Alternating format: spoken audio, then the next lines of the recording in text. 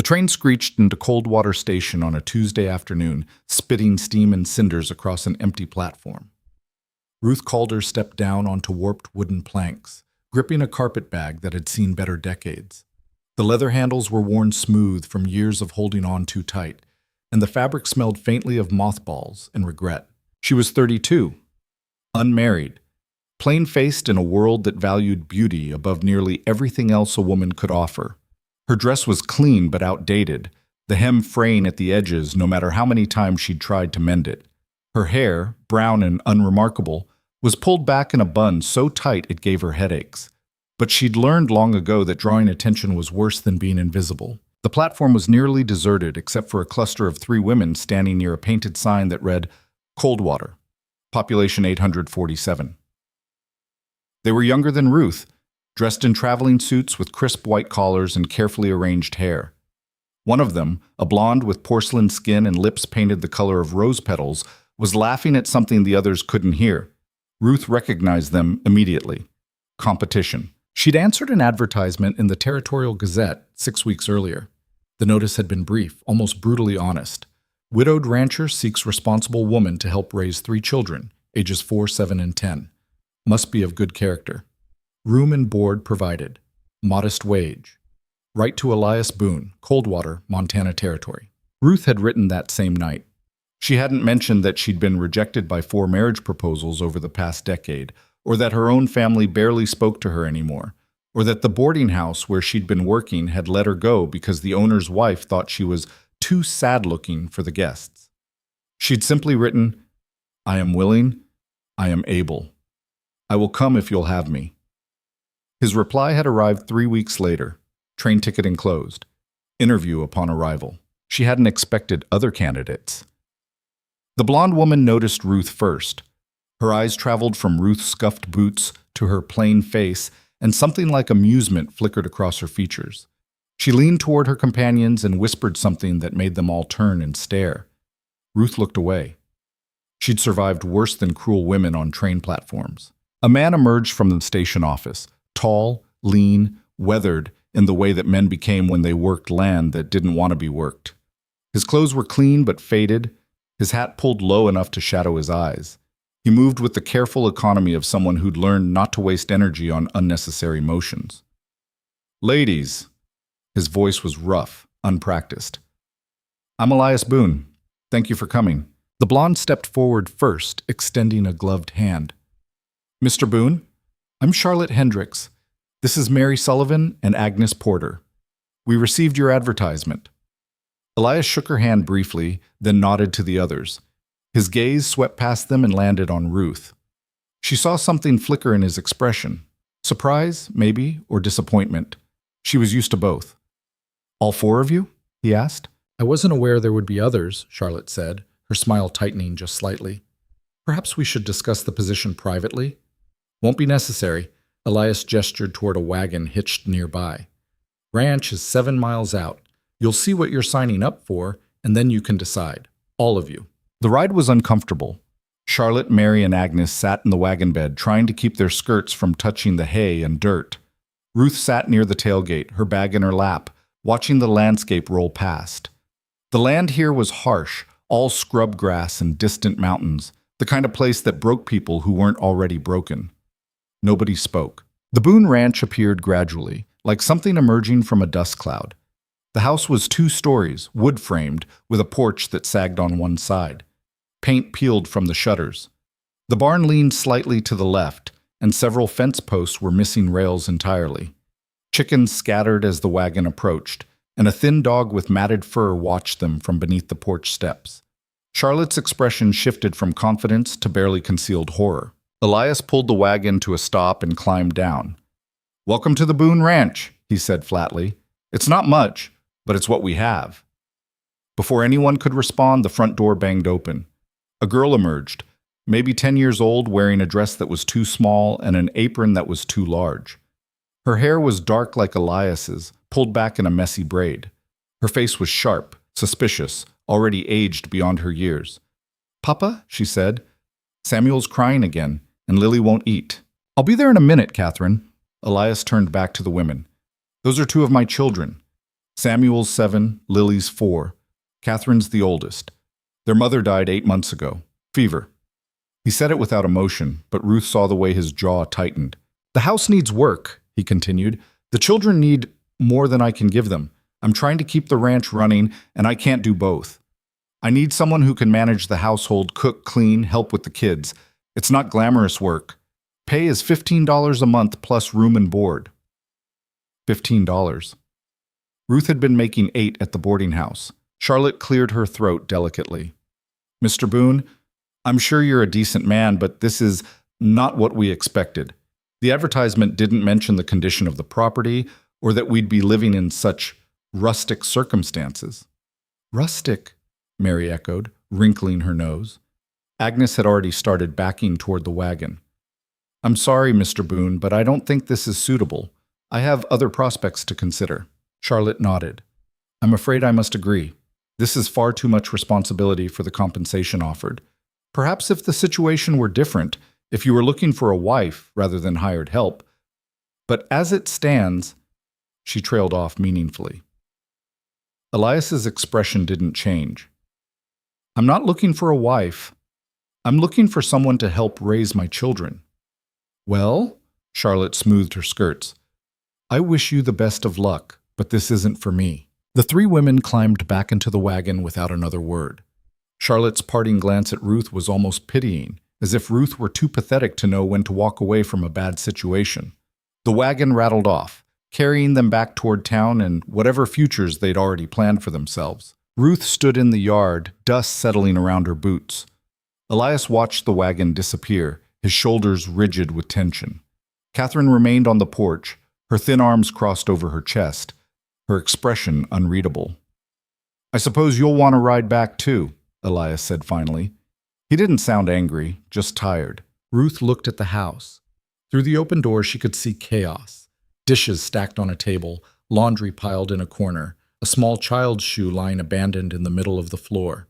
She could hear crying from somewhere inside, thin and hopeless. She thought about the boarding house, the way the owner's wife had looked at her like she was something to be disposed of, the way men's eyes slid past her at church socials, looking for someone prettier, younger, more promising, the way her own sister had stopped inviting her to family gatherings because Ruth's presence was depressing.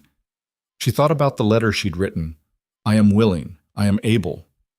No, Ruth said quietly. Elias turned to look at her. No, I don't need a ride back. She met his eyes. I'd like to stay, if you'll have me. Something shifted in his face. Not quite hope, more like the absence of despair. You understand what you're signing up for? This isn't easy work. The children they're struggling. Catherine barely talks to me anymore. Samuel has nightmares every night. Lily hasn't spoken a word since her mother died. I understand. You don't, he said bluntly. But I appreciate the offer. He paused. Why? Ruth adjusted her grip on her bag. Because those other women looked at your children like they were a burden. And I know what it feels like to be looked at that way. The silence stretched between them. Catherine was watching from the porch, her expression hard and guarded. Finally, Elias nodded. $15 a month, room upstairs, second door on the left, meals with the family. I expect you to work hard, but I'm not unreasonable. Sundays are yours if you want them. I don't need Sundays. Everyone needs Sundays. He gestured toward the house. Catherine, show Miss Calder, Ruth supplied. Ruth Calder. Show Miss Calder to her room. Catherine didn't move. She won't stay either. Catherine, they never stay. The girl's voice was flat, matter of fact. You keep bringing them here and they all leave. This one will too. Ruth looked at Catherine, really looked at her, saw the exhaustion in her small shoulders, the way she held herself like someone expecting to be abandoned at any moment, saw the fierce, terrible love she had for her siblings, the way she'd stepped into a role no 10-year-old should have to fill. You're right, Ruth said. I might leave. People do leave. But I'm here now, and I'm going to work as hard as I can for as long as I'm here. That's all I can promise you. Catherine's eyes narrowed. That's a stupid promise. Maybe, but it's an honest one. For a long moment, Catherine just stared at her. Then, without a word, she turned and walked into the house, leaving the door open behind her. Elias exhaled slowly. That's about as warm a welcome as you're going to get. Ruth picked up her bag. I've had worse. The room was small. A bed with a thin mattress, a wooden chair, a washstand with a cracked basin. The window overlooked the barn and the fields beyond, acres of land that looked like they'd been fighting a losing battle against drought and neglect. Ruth set her bag on the chair and sat on the bed. The springs creaked. The walls were thin enough that she could hear voices downstairs, Elias's low rumble, Catherine's sharp responses, and beneath it all the sound of a child crying. She closed her eyes. She could still leave, catch a ride back to town in the morning, find work somewhere else, somewhere easier. Somewhere she wouldn't have to face 3 grieving children and a man who looked like he was barely holding himself together. But she'd spent her whole life looking for somewhere easier, and it had never materialized. She stood up, smoothed her skirts, and went downstairs. The kitchen was worse than she'd glimpsed from outside. Dishes were everywhere, crusted with old food, stacked haphazardly on every surface. The floor needed sweeping. The stove was cold. A pot sat on the counter, half full of something that might have been stew 3 days ago. Catherine was sitting at the table, trying to feed a little girl with tangled blonde hair and enormous blue eyes. The child, Lily, sat motionless, staring at nothing, while Catherine spooned porridge toward her mouth. Come on, Lily, just one bite, please? Lily didn't respond, didn't even blink. A boy appeared in the doorway, 7 years old, dark-haired like his father and sister, but with something fragile in his expression. His eyes were red-rimmed. He'd been the one crying. Samuel, Catherine said sharply, I told you to wash your face. I did. You didn't do it right. Go back upstairs. I don't want to. I don't care what you want. Go. Samuel's face crumpled. He turned and ran back up the stairs, his footsteps pounding overhead. Catherine closed her eyes briefly. When she opened them again, she looked 10 years older. Are you just going to stand there? Ruth moved into the kitchen. What do you need? I need my mother back. Can you do that? The words were cruel, but Ruth heard the pain underneath them. No. Then I don't need anything from you. Catherine set the spoon down and stood. Lily won't eat. She hasn't eaten anything except a few bites of bread in 2 days. Samuel cries all the time. Papa works from dawn until he can't see anymore, and then he sits in the barn because he can't stand to be in the house. And I'm the one holding everything together. Except I'm not. I'm failing. We're all failing. Ruth looked at the little girl at the table. Lily's eyes were vacant, her hands folded in her lap, her whole body rigid with the kind of grief that had no language. How old was she when your mother died? 3. Ruth pulled out a chair and sat down across from Lily. She didn't say anything, didn't try to force food or conversation. She just sat there, present and quiet. Catherine watched her warily. What are you doing? Sitting. That's not helpful. Maybe not. Ruth kept her eyes on Lily. But I'm here, that's what, just say it. The first night was brutal. Samuel woke up screaming at midnight. Ruth heard Catherine's door open, heard her small feet running down the hall, heard her trying to comfort her brother with words that sounded too adult, too rehearsed. Ruth got up and went to his room. Samuel was curled in his bed, sobbing into his pillow. Catherine sat beside him, her hand on his back, her face exhausted. It's okay, Catherine was saying. It was just a dream. She's not here, but you're safe, you're safe. Ruth stood in the doorway. Can I help? We're fine, Catherine said automatically, but Samuel looked up, his face wet with tears. I saw her. I saw Mama, and she was calling me, but I couldn't reach her. She kept getting farther away. Ruth's throat tightened. She'd never had children, had never expected to, but she knew what it felt like to lose someone, to have them slip away no matter how hard you tried to hold on. She sat down on the other side of the bed. Dreams like that are the worst. Samuel nodded, hiccuping. Do they stop? I don't know, Ruth said honestly. Maybe not completely, but they get easier to wake up from. Catherine looked at her sharply, as if expecting a comforting lie. When Ruth didn't offer one, something in her expression shifted, not quite trust, but maybe the beginning of it. Samuel cried himself back to sleep eventually. Ruth stayed until his breathing evened out, then returned to her room. She didn't sleep. Met. By the third day, Ruth had established a routine. She woke before dawn, started the stove, made coffee. Elias would appear just after sunrise, moving through the kitchen like a ghost, drinking his coffee in silence before heading out to work. He didn't speak to her unless necessary, and Ruth didn't push. The children were harder. Catherine fought her on everything. Didn't want help with cooking, didn't want help with Lily, didn't want Ruth in the house at all. But she was drowning under the weight of responsibilities she couldn't carry, and eventually exhaustion forced her to accept help, even if she resented every moment of it. Samuel was easier in some ways, harder in others. He wanted comfort desperately, but didn't know how to ask for it. He'd hover near Ruth while she worked, not speaking, just existing in her orbit like a satellite afraid to get too close. Lily remained unreachable. She ate when forced, slept when told, moved through the house like a small ghost. Ruth tried everything: gentle words, favorite foods, songs, stories. Nothing penetrated the wall Lily had built around herself. On the fourth day, Ruth found Catherine in the barn, sobbing into a pile of hay. She didn't announce herself, just sat down a few feet away and waited. Catherine's crying was angry, frustrated, full of rage at a world that had taken her mother and left her with impossible burdens. When she finally noticed Ruth, she wiped her face roughly. "Go away." "Not yet. I don't need you here." "I know." Catherine glared at her. "You don't know anything. You don't know what it's like. You didn't lose anyone." Ruth was quiet for a moment. "I lost my mother when I was 12. Cholera. My father remarried 6 months later, and my stepmother made it very clear I wasn't wanted. I've been not wanted for most of my life, Catherine. So no, I don't know exactly what you're going through, but I know what it feels like to be alone." Catherine's face twisted. "I'm not alone. I have Papa and Samuel and Lily, and they have you. But you're 10 years old and you're trying to be everyone's mother, and it's killing you. You don't have to do it alone." Ruth met her eyes. "I'm here. Let me help." "Why?" Catherine's voice cracked. "Why do you even care?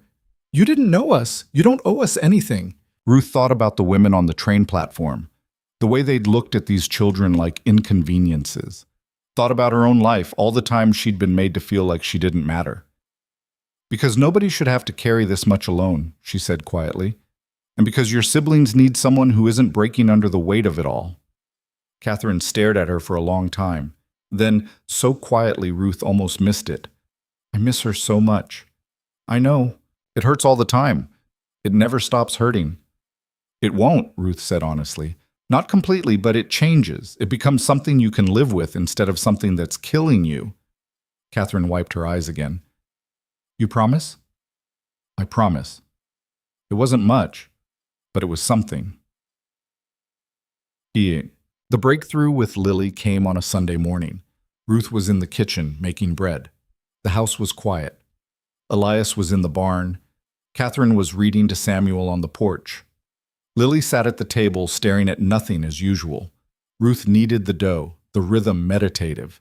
She wasn't thinking about anything in particular, wasn't trying to reach Lily or fix her. She was just working, existing in the moment. Then she felt small hands on her arm. Lily had climbed down from her chair and walked over. She was looking up at Ruth with those enormous blue eyes, and for the first time since Ruth had arrived, there was something in them besides emptiness. Ruth froze. "Lily?" The little girl didn't speak, but she held up her hands, palms up, waiting. Ruth understood. She pinched off a small piece of dough and placed it in Lily's hands. "You can help." Lily's fingers closed around the dough. She squeezed it, kneaded it clumsily, her face serious with concentration, and Ruth felt something crack open in her chest, something that had been locked away for years.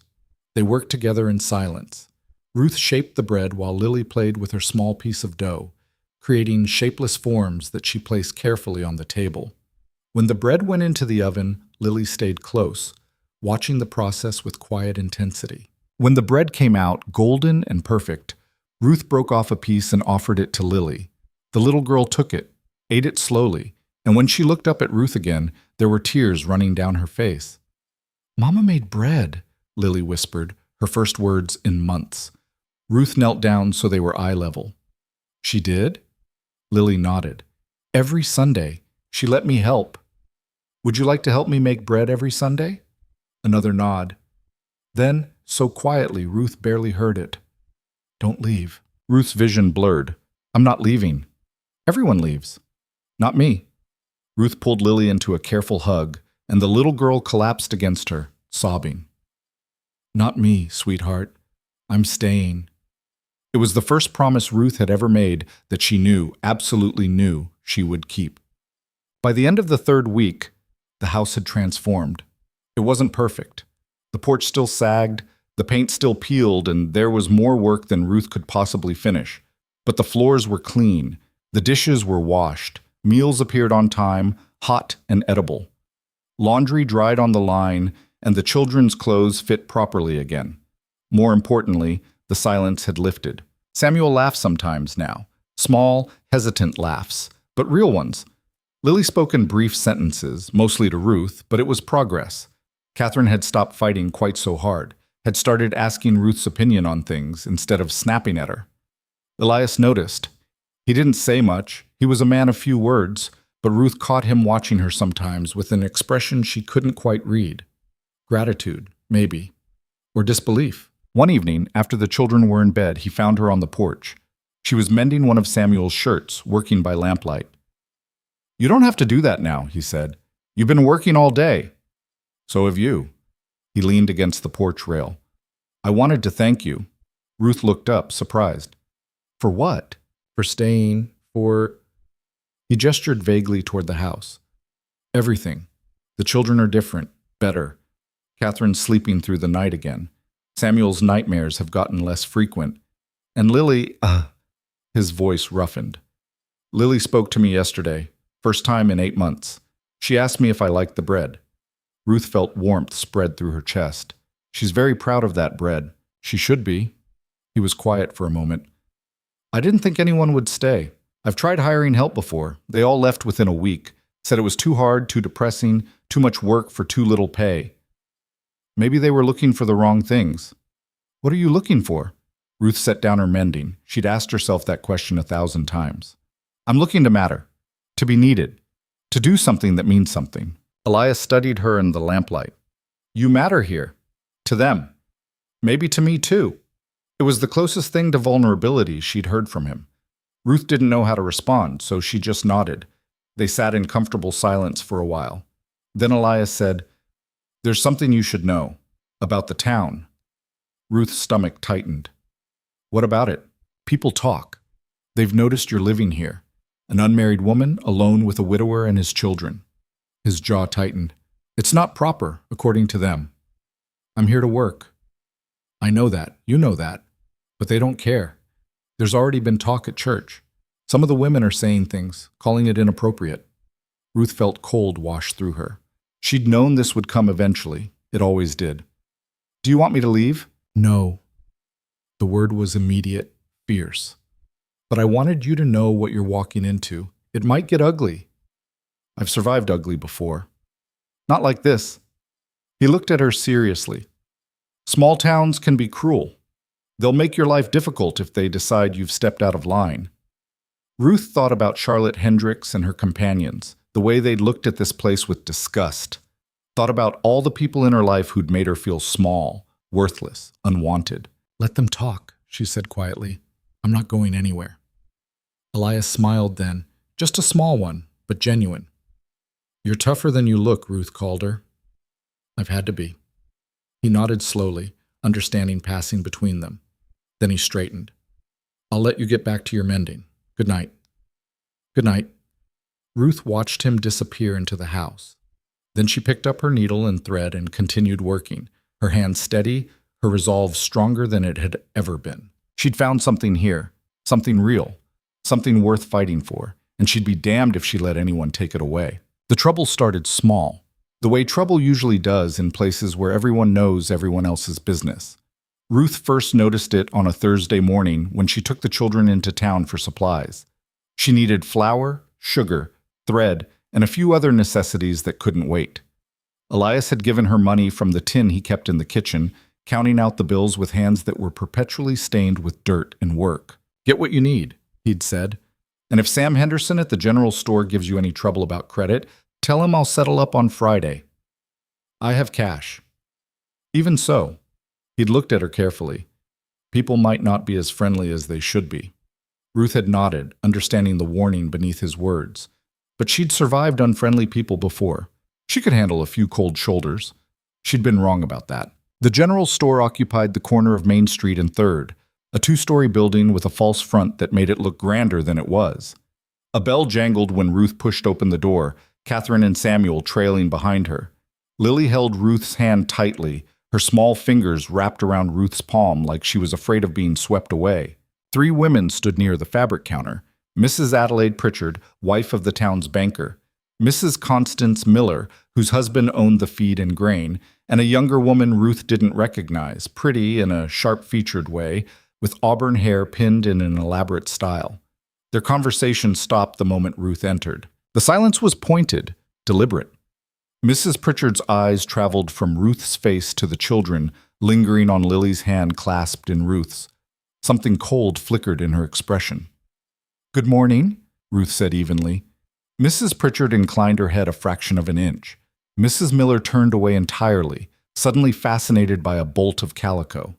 The younger woman simply stared, her lips pressed together in a thin line of disapproval. Catherine's hand found Samuel's shoulder, a protective gesture that made Ruth's chest tighten. The children felt it too, the weight of judgment settling over them like a shroud. Ruth moved to the counter where Sam Henderson stood, a portly man in his 50s with mutton-chop sideburns and shrewd eyes. "Mr. Henderson, I need flour, sugar, molasses, thread, and needles." He didn't move to gather the items. "You're the woman staying out at the Boone place." "I am. Heard about that?" He glanced at the women near the fabric counter, then back at Ruth.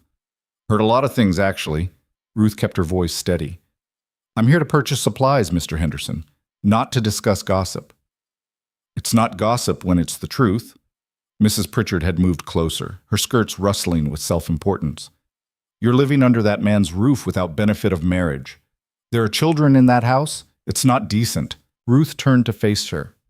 "I'm employed by Mr. Boone to help manage his household and care for his children. There's nothing indecent about honest work." "Honest work?" Mrs. Miller's voice dripped with skepticism. "Is that what you call it? A young woman, alone with a widower? We all know what that leads to." "I'm 32 years old, Mrs. Miller, hardly young, and I'm there to care for children who desperately needed help. If you find that objectionable, perhaps you should have offered your assistance when Mr. Boone was struggling alone with 3 grieving children." The younger woman spoke for the first time, her voice carrying a peculiar edge. "Some of us did offer. I personally suggested several respectable widows who could have taken the position, but Mr. Boone chose you instead. One has to wonder why." Ruth studied her more carefully. There was something personal in her tone, something that went beyond moral outrage. "I'm sorry, I don't believe we've met. Virginia Cartwright." She said it like the name should mean something. "My father owns the largest ranch in the territory. I've known Elias Boone since we were children." Understanding clicked into place. This wasn't about propriety. This was about something else entirely, something that had nothing to do with Ruth at all. "Miss Cartwright." Ruth kept her voice neutral. "I'm here to work, not to interfere in anyone's life. If you'll excuse me, I have supplies to purchase." She turned back to the counter, but Mrs. Pritchard wasn't finished. "The Ladies' Auxiliary has discussed this matter at length. We've concluded that the situation is inappropriate and potentially damaging to the moral fabric of our community. We intend to take action." Ruth's hand tightened on Lily's. "What kind of action?" "That remains to be seen. But you should know that decent people are watching, and decent people won't stand by while a woman of questionable character corrupts innocent children." Something hot and fierce surged through Ruth's chest. She'd endured a lifetime of insults, had learned to let cruel words slide off her like water. But this attack on her character in front of children who'd already lost so much, this she couldn't let pass. Questionable character. Ruth's voice was quiet, but it carried. "Let me tell you about my character, Mrs. Pritchard. I've worked every day since I was 14 years old. I've scrubbed floors, washed laundry, cooked meals, cared for the sick and dying. I've never stolen, never lied, never hurt anyone deliberately, and when I saw 3 children who needed help, I offered it without hesitation or conditions." She paused, meeting each woman's eyes in turn. Now let me tell you about your character. You stand here in your fine clothes, passing judgment on people you don't know, making children feel ashamed for being cared for by someone who actually showed up when they needed help. You talk about moral fabric while tearing down a woman for the crime of working hard and trying to do right by 3 motherless children. Mrs. Pritchard's face flushed dark red. How dare you? I dare because someone needs to. Ruth's voice shook slightly, but she didn't back down.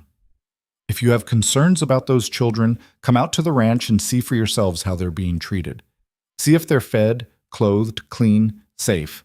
See if they're healing from their grief or drowning in it, and then decide whether I'm the problem or the solution. The silence that followed was absolute. Sam Henderson cleared his throat. I'll get those supplies for you, ma'am. Ruth nodded, not trusting herself to speak further. Her heart hammered against her ribs, adrenaline making her hands shake. She'd never confronted anyone like that before, had always swallowed insults and moved on, survival instincts demanding silence. But something had changed. She wasn't fighting for herself anymore.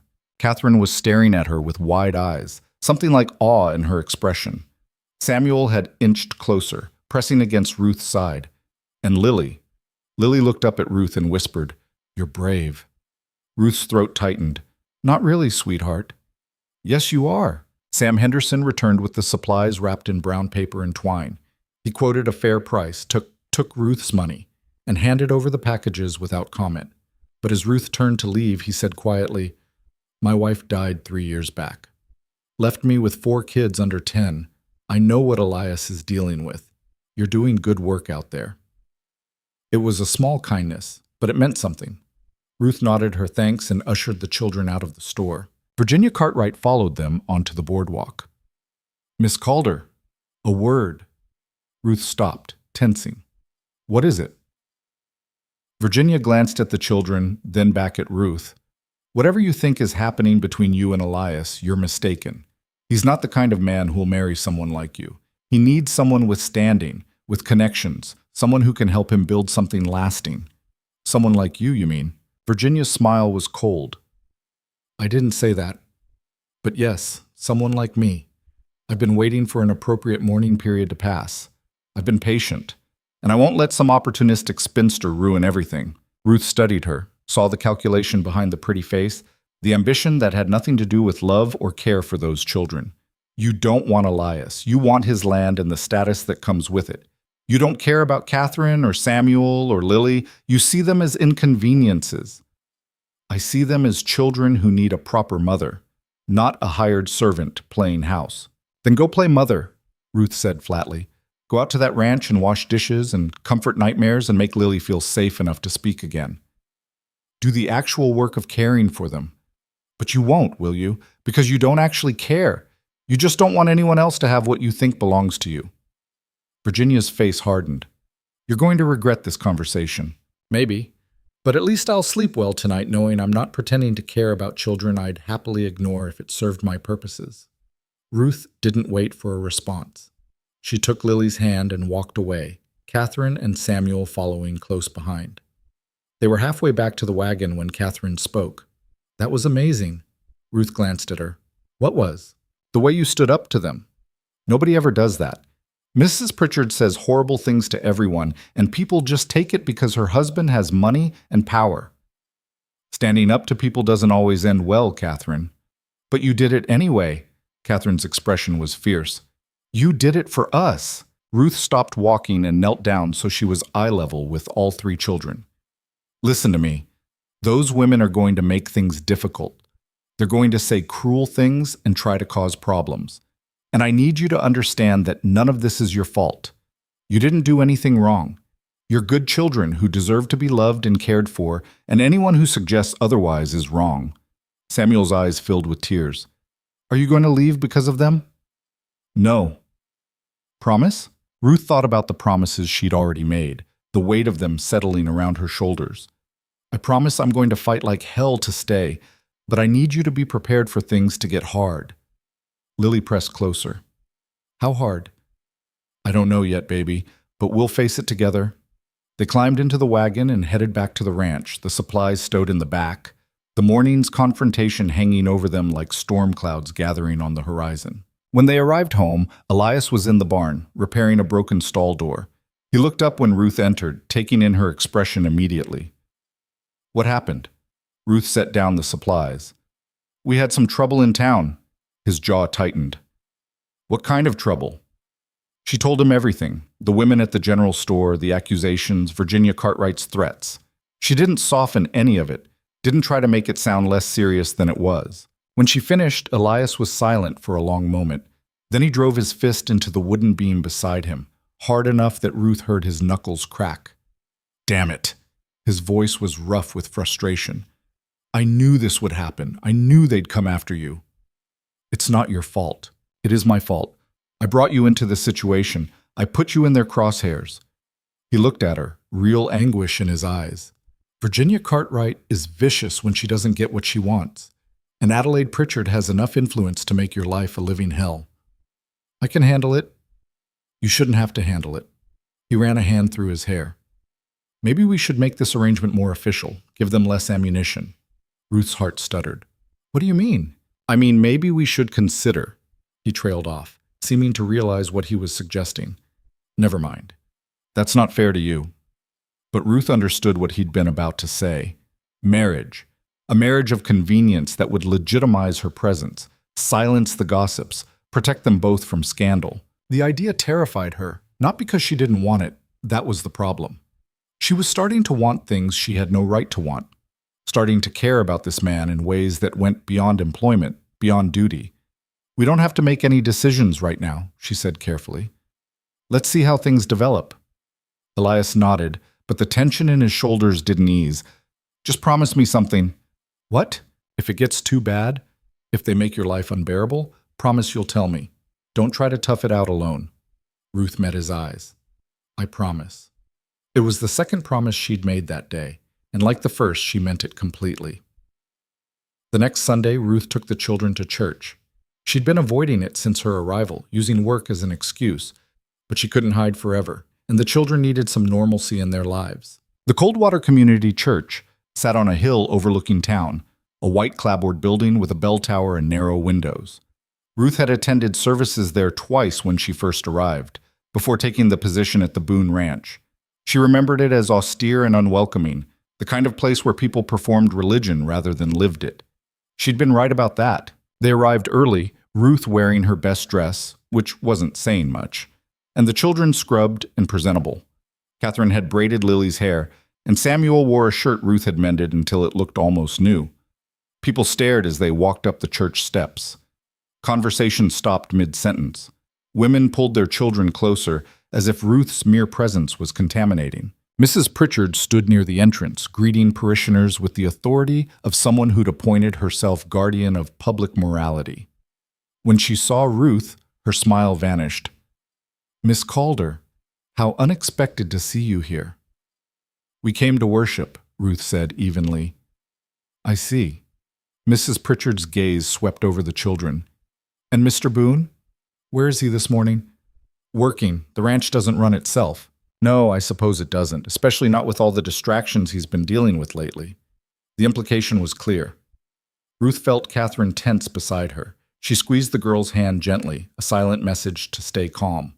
They filed into a pew near the back. People shifted away as they sat down, leaving conspicuous empty space around them. Ruth heard whispers, caught fragments of words, shameful, improper, those poor children. The service was interminable. The minister, a thin man with wire-rimmed spectacles and a perpetually pinched expression, delivered a sermon about moral decay and the importance of propriety. Ruth couldn't prove it was directed at her, but the pointed glances in her direction suggested otherwise. After the service, Ruth tried to leave quickly, but Mrs. Pritchard intercepted them on the steps. "Miss Calder, the ladies' auxiliary would like a word with you, if you have a moment." It wasn't a request. Ruth recognized a summons when she heard one. "Children, wait by the wagon," she told them. "I want to stay with you," Catherine protested. "It's all right. I'll be right there."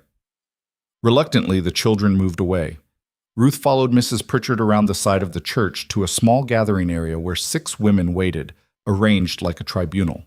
Mrs. Pritchard took her position at the center.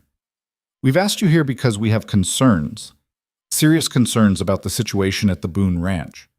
I'm aware of your concerns, Mrs. Pritchard. You've made them quite clear. Then you understand why we can't allow this to continue.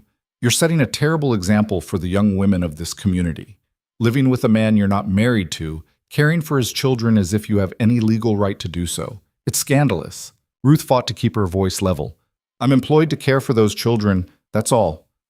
That's not all, and everyone knows it. Virginia Cartwright stepped forward, her expression triumphant.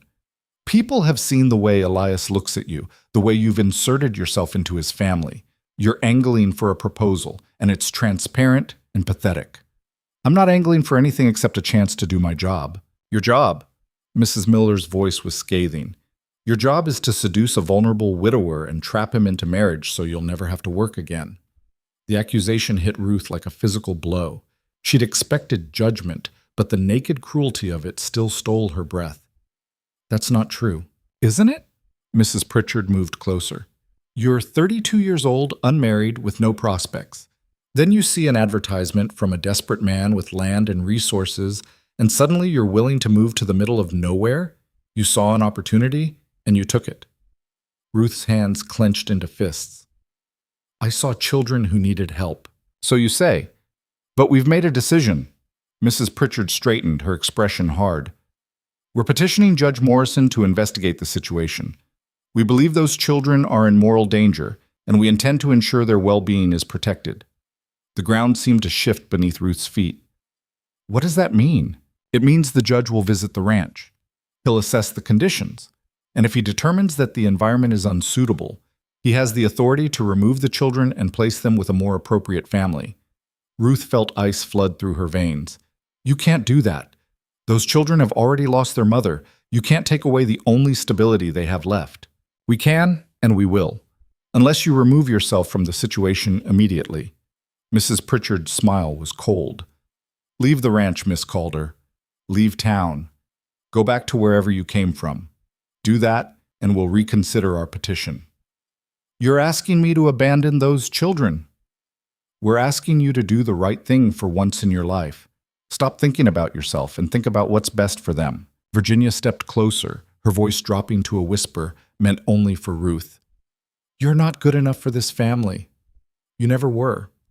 The sooner you accept that and disappear, the better for everyone. Ruth looked at the women surrounding her, their expensive dresses, their perfect hair, their complete certainty that they had the right to destroy her life and call it righteousness. She thought about Catherine's nightmares, Samuel's slow healing, Lily's fragile trust. Thought about the promises she'd made, the family she'd begun to build from broken pieces. No, she said quietly. Mrs. Pritchard's eyebrows rose. Excuse me? No, I'm not leaving. You can petition whoever you want, send whatever judge you choose, but I'm not abandoning those children to satisfy your need to control everyone around you. Then you're condemning them to be taken away. Is that what you want? What I want is for you to leave us alone, to let those children heal in peace, to stop using them as pawns in whatever game you're playing. This isn't a game, Mrs. Miller snapped. This is about decency and proper behavior. No, it's about power. Ruth's voice was steady now, anger burning away fear. It's about you deciding who deserves happiness and who doesn't, who gets second chances and who gets punished forever for not meeting your arbitrary standards. You don't care about those children. You care about enforcing rules that make you feel superior. Mrs. Pritchard's face flushed with fury. You've made your choice. Judge Morrison will be visiting the ranch within the week, and when he sees the truth of what's happening there, those children will be removed, and it will be your fault. She swept away, the other women following like a flock of crows. Virginia lingered for a moment, her expression almost pitying. You really don't understand, do you? Women like you don't get happy endings. We're not allowed them. The sooner you learn that, the less it will hurt. Then she too was gone, leaving Ruth standing alone in the shadow of the church, her whole body trembling with rage and fear. She found the children by the wagon. Catherine took one look at her face and went pale. What happened? Ruth forced herself to breathe slowly, to calm the panic rising in her chest. We need to go home. We need to talk to your father. The ride back to the ranch was silent. Ruth's mind raced, trying to find solutions, strategies, ways to fight what was coming. But every path led to the same conclusion. She was alone, powerless, facing an enemy with resources and influence she couldn't match. When they reached the ranch, Elias was in the yard, working on the fence. He looked up as the wagon approached, and his expression immediately darkened when he saw Ruth's face. What happened? Ruth climbed down from the wagon, her legs unsteady. We need to talk. Privately. He followed her into the barn while the children went into the house. Once they were alone, Ruth told him everything: the confrontation with the ladies' auxiliary, the threats, the judge's impending visit. Elias listened without interrupting, his face growing harder with every word. When she finished, he was silent for a long moment. Then he said very quietly, "Those bastards." Elias, no. His voice was sharp. No, they don't get to do this. They don't get to threaten my children because they disapprove of how I run my household. They have the law on their side. If the judge decides the situation is inappropriate, then we'll fight it. We'll get a lawyer. He stopped, frustration etched in every line of his body. Hell, we'll get married if that's what it takes. Ruth's heart seized. You can't marry me just to satisfy a judge. Why not? It's a practical solution. It gives us legal protection, makes you the children's stepmother, takes away their ammunition. And what about what you want? What about the fact that you don't love me, don't even know me beyond a few weeks of living under the same roof? He looked at her then, really looked at her, and Ruth saw something in his expression that made her breath catch. Who says I don't know you? I've watched you rebuild my family from nothing. I've seen you stay patient when Catherine pushed you away, stay gentle when Samuel cried, stay present when Lily couldn't speak. I've seen you work yourself to exhaustion without complaint. I've seen more of who you are in these weeks than I saw in some people after years. That's not the same as love. No, but it's a foundation. And right now we need foundations more than we need romance. He stepped closer. I'm not saying this would be a real marriage, not immediately, but it would protect you, protect them. And maybe over time it could become something more. Ruth wanted to say yes. Wanted it so desperately it scared her, but she'd spent her entire life being unwanted, and she couldn't bear the thought of binding herself to someone who was only choosing her because circumstances demanded it. I need to think, she said. We don't have time to think. The judge is coming within the week. Then I'll think fast. She met his eyes. This isn't a decision to make lightly, Elias. Marriage is permanent. If we do this, we're tied together for life. I won't trap you into something you'll regret. You're not trapping me. I'm offering. Out of desperation. Out of necessity. His voice softened. Ruth, I'm not good with words. I don't know how to say what I'm trying to say. But you matter to this family, to me. And I'll be damned if I let those self-righteous vultures destroy what we've built here. Ruth felt tears prick her eyes.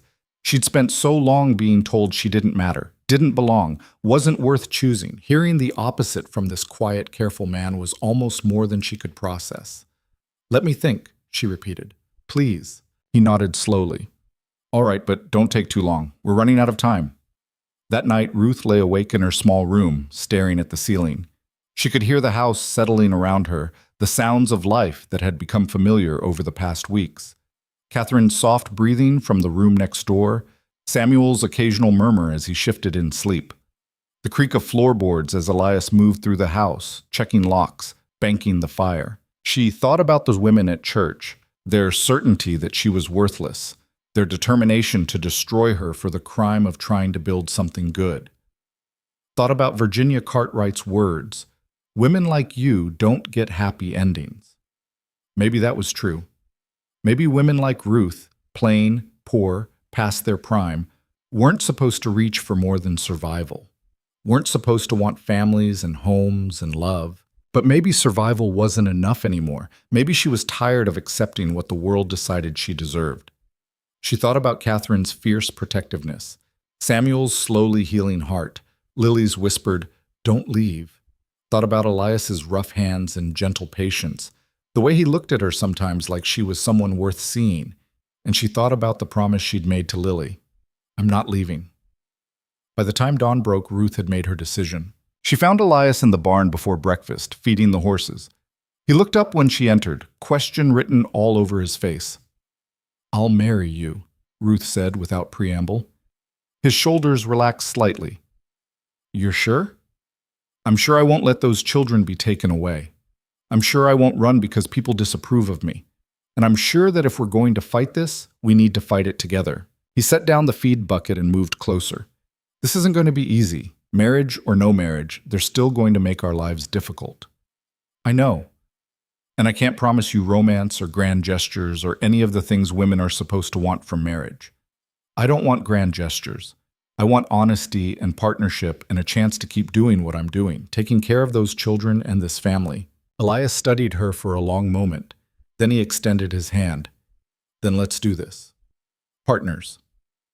Ruth took his hand, felt the calluses on his palm, the strength in his grip. Partners. They stood there in the barn, holding hands like children making a pact, and Ruth felt something shift inside her chest. This wasn't the marriage she'd dreamed of as a young girl. There was no proposal on bended knee, no declarations of love, no promises of forever. But it was real. And it was theirs. And it might just be enough. They were married 3 days later in the county clerk's office, a cramped room that smelled of ink and old paper. No ceremony, no guests, no white dress or flowers.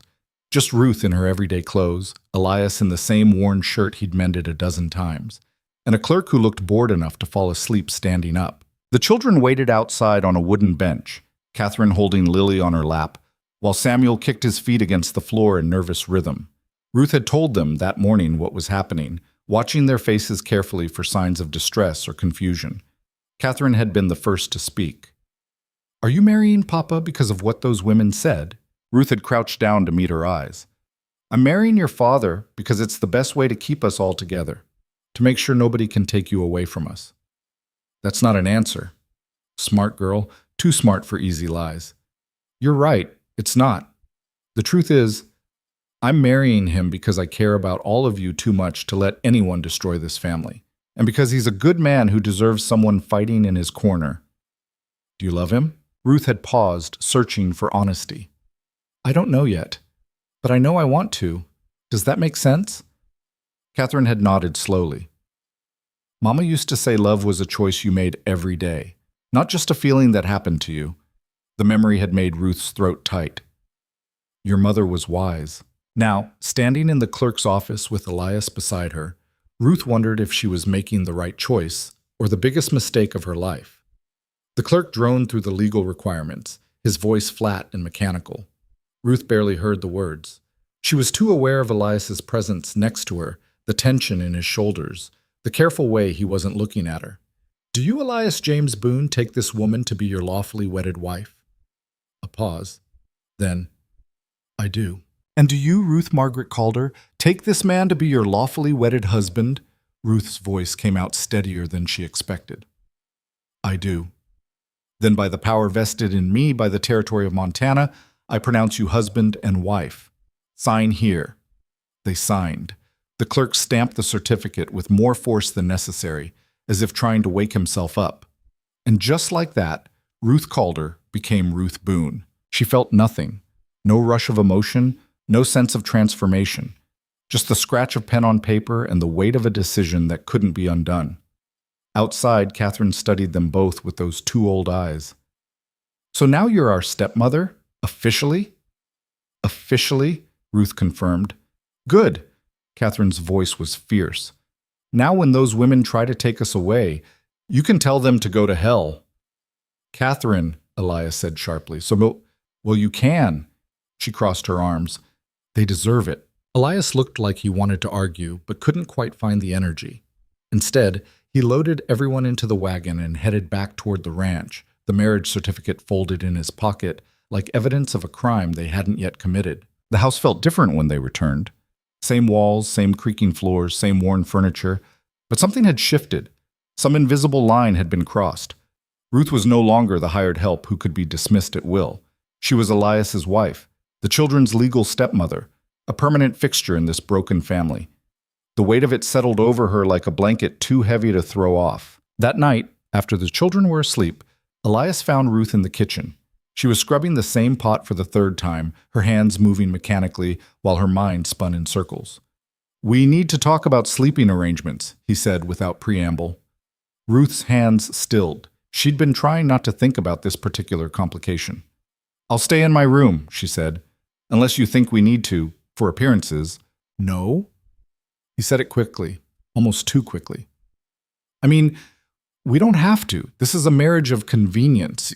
You don't owe me anything beyond what we agreed to. Ruth set down the pot and dried her hands. What exactly did we agree to, Elias? We never discussed terms, never talked about expectations or boundaries or what this marriage actually means. He leaned against the doorframe, exhaustion evident in every line of his body. I don't know. I've never done this before. Neither have I. They looked at each other across the kitchen, two people who'd bound themselves together without really understanding what they were binding. I suppose we figure it out as we go, Elias said finally. Like everything else. And if we can't figure it out, then we'll still be legally married and stuck with each other. So we'd better try hard to make it work. It wasn't romantic. It wasn't even particularly reassuring. But it was honest, and Ruth had learned to value honesty above almost everything else. All right, she said. We figure it out as we go. He nodded and turned to leave, then stopped. Ruth? Yes? Thank you for doing this, for not running when you had every reason to. I told Lily I wouldn't leave. I keep my promises. I know you do. Something in his voice made Ruth look up, but he was already walking away, disappearing into the shadows of the hallway. Ruth stood alone in the kitchen, listening to the house settle around her. Mrs. Ruth Boone. It still didn't feel real, didn't feel like something that could actually belong to her. But she'd worry about that tomorrow. Tonight, she had dishes to finish and floors to sweep and a life to build from pieces that didn't quite fit together yet. The judge arrived 4 days after the wedding. Ruth was in the garden, pulling weeds that seemed to grow faster than anything useful, when she heard the sound of hooves on the drive. She straightened, shading her eyes against the morning sun, and watched as a black carriage rolled toward the house. Official, expensive, ominous. Judge Morrison climbed down, a tall man in his 60s with silver hair and the kind of face that had forgotten how to smile decades ago. He wore a dark suit despite the heat, carried a leather satchel, and moved with the deliberate authority of someone used to being obeyed without question. Mrs. Pritchard emerged from the carriage behind him, her expression triumphant. She dressed for the occasion in her finest day dress, as if this were a social call rather than an inquisition. Ruth wiped her hands on her apron and walked toward them, her heart hammering. Elias appeared from the barn, taking in the scene with narrowed eyes. The children clustered on the porch, Catherine's hand on Samuel's shoulder, Lily pressed against her sister's side. Judge Morrison, Elias said, his voice carefully neutral. This is unexpected. Is it? The judge's voice was dry as dust. I sent word 3 days ago that I'd be conducting an inspection of the premises. Did you not receive my letter? Must have gotten lost in the mail. How unfortunate. Morrison's gaze swept over the property, taking in the peeling paint, the sagging porch, the general air of struggle that no amount of hard work could fully disguise. I'm here to assess the living conditions for the Boone children and to evaluate whether the current household arrangement is appropriate for their continued well-being. Mrs. Pritchard stepped forward. As I explained in my letter, Judge, we have serious concerns about the moral environment these children are exposed to. An unmarried woman living under the same roof as a widower, caring for his children without any legal authority to do so. It's highly irregular. We got married, Ruth said. The words came out harder than she intended. 5 days ago. I'm no longer an unmarried woman living under his roof. I'm his wife. The silence that followed was absolute. Mrs. Pritchard's face went through several colors before settling on an alarming shade of red. Judge Morrison's expression didn't change, but something flickered in his eyes. You married? Mrs. Pritchard's voice was sharp enough to cut glass. When? Where? County Clerk's office, Elias said. Last Tuesday. It's all legal and registered if you'd like to verify. How convenient. Morrison pulled a notebook from his satchel. A hasty marriage right before my scheduled inspection. One might suspect this was done purely to circumvent the concerns raised by Mrs. Pritchard and her associates. One might also suspect that we got married because we wanted to, Ruth said evenly, regardless of anyone's concerns. Morrison studied her with cold assessment. Mrs. Boone, I'll need to speak with you privately, along with the children, separately. Ruth's stomach clenched. Why separately? Because I need to ensure that no one is being coached or coerced, that the children are safe and cared for properly, that this marriage is legitimate and not simply a legal maneuver to maintain an inappropriate living situation. There's nothing inappropriate about our living situation. That remains to be determined. He gestured toward the house. Shall we? The next 2 hours were the longest of Ruth's life. Judge Morrison went through the house room by room, making notes, asking questions, examining everything from the cleanliness of the bedding to the contents of the pantry. He questioned Ruth about her background, her qualifications, her relationship with Elias and the children. His questions were pointed, designed to trap, to expose inconsistencies. Mrs. Pritchard followed like a shadow, occasionally interjecting with observations that painted Ruth in the worst possible light. Notice the lack of proper organization in the linen closet. A competent housekeeper would have maintained better standards. Ruth bit back responses that would have only made things worse. She answered the judge's questions as honestly as she could, refusing to be baited into defensiveness or in anger. Then Morrison called the children in one by one. Catherine went first. Through the closed door, Ruth could hear the murmur of voices, but couldn't make out words. When Catherine emerged 20 minutes later, her face was pale but composed. She caught Ruth's eye and gave a tiny nod. Samuel was next. He was in there for less time, his voice rising once in what sounded like protest before dropping back to inaudible levels. Then Lily, the youngest, the most vulnerable, the one who'd only recently started speaking again. Ruth's hands clenched into fists as she watched Lily disappear into the parlor where Morrison waited. Elias stood beside her, his jaw tight enough to crack teeth. If he upsets her, he's a judge. He can do whatever he wants. The hell he can. But they both knew the truth. They were powerless here. Morrison held all the cards, and they were playing a game where the rules could change without warning. Lily emerged 15 minutes later, her eyes red but dry. She walked straight to Ruth and wrapped her arms around Ruth's waist, holding on like she was drowning. "It's okay, baby," Ruth murmured. "You did so good." Morrison appeared in the doorway, his expression unreadable. "Mr. and Mrs. Boone, a word in private, please." They followed him into the parlor. Mrs. Pritchard tried to come too, but Morrison stopped her with a raised hand. "This conversation is private, Adelaide. You'll have to wait outside." She looked like she wanted to argue, but apparently even Mrs. Pritchard knew better than to challenge a judge directly. She retreated with visible reluctance. Morrison settled into a chair and gestured for Ruth and Elias to sit. They remained standing. "I've completed my inspection," he said, "and I've interviewed all 3 children extensively. I have some concerns." Ruth's heart dropped into her stomach. The house, while clean, shows signs of neglect and disrepair. The children's education has been inconsistent at best, and there are questions about the nature of your marriage and whether it was entered into genuinely or simply to avoid legal consequences. "Our marriage is genuine," Elias said, his voice rough with barely controlled anger. "We may not have married for love, but we married with honest intentions and a commitment to this family. A commitment formed conveniently close to my scheduled inspection. A commitment formed because we were backed into a corner by vindictive people who care more about enforcing their own moral standards than about the actual welfare of 3 grieving children." Ruth's voice shook. "You want to know if this marriage is real? It's as real as any marriage can be when 2 people decide to build something together from broken pieces. It's as real as choosing to show up every day and do the hard work of caring for people who need you." Morrison's expression didn't change. "The children speak highly of you, Mrs. Boone. All 3 of them. They're clearly attached to you. Catherine in particular was quite defensive of your presence here. She's protective of her family." "Indeed." He made another note. "However, attachment alone doesn't determine suitability. The question remains whether this environment is truly in their best interest." "What do you want from us?" Elias demanded. "The house is clean. The children are fed, clothed, educated. They're healing from losing their mother. What more do you need to see?" "I need to see stability, permanence, evidence that this isn't simply a temporary arrangement that will collapse the moment external pressure is removed." "We're married. That's permanent. Marriage certificates can be dissolved. Commitments can be abandoned." Morrison closed his notebook. "Here's what I've decided. I'm granting you 6 months.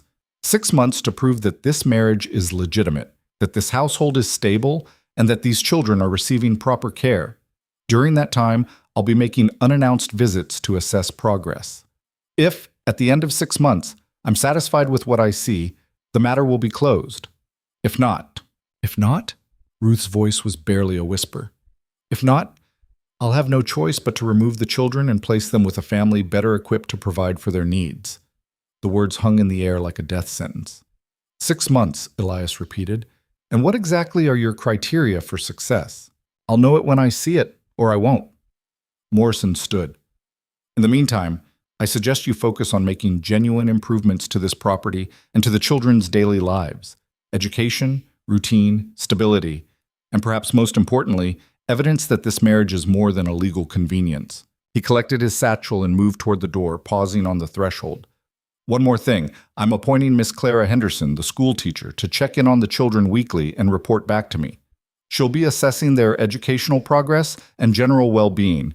I trust you'll cooperate fully. It wasn't a question. Morrison left, Mrs. Pritchard trailing behind him with an expression somewhere between satisfaction and disappointment. She'd wanted the children removed immediately, Ruth realized. Wanted to see Ruth destroyed right then and there. The 6-month probation was almost as bad, but it left room for hope. Hope was dangerous. After they left, Ruth and Elias stood in the parlor, not speaking. The children crept in one by one, sensing the gravity of what had just happened. Are they going to take us away? Samuel asked, his voice small. Elias pulled him close. Not if I have anything to say about it. But the judge said we have 6 months to prove ourselves. So that's what we're going to do. He looked at Ruth over Samuel's head. All of us. Together. Catherine's expression was fierce. What do we need to do? Everything, Ruth said quietly. We need to fix this house, establish routines, make sure you're all keeping up with your studies. We need to show the judge that this family is strong and stable and worthy of staying together. And we need to convince him the marriage is real, Catherine added. She'd always been too perceptive for comfort. That you and Papa aren't just pretending for his benefit. Ruth and Elias exchanged a glance. That was going to be the hardest part. How did you prove the authenticity of a marriage that had started as a strategic alliance? How did you convince others that feelings were genuine when you weren't even sure yourself what those feelings were? We'll figure it out, Elias said, though he sounded less certain than his words suggested. That night, after the children were asleep, Ruth found herself on the porch again. The stars were bright, scattered across the sky like spilled salt. She heard the door open behind her, felt Elias's presence before he spoke. 6 months, he said. 6 months, she echoed. Think we can do it? Ruth thought about all the impossibilities she'd already survived. The rejections, the loneliness, the years of being told she wasn't enough.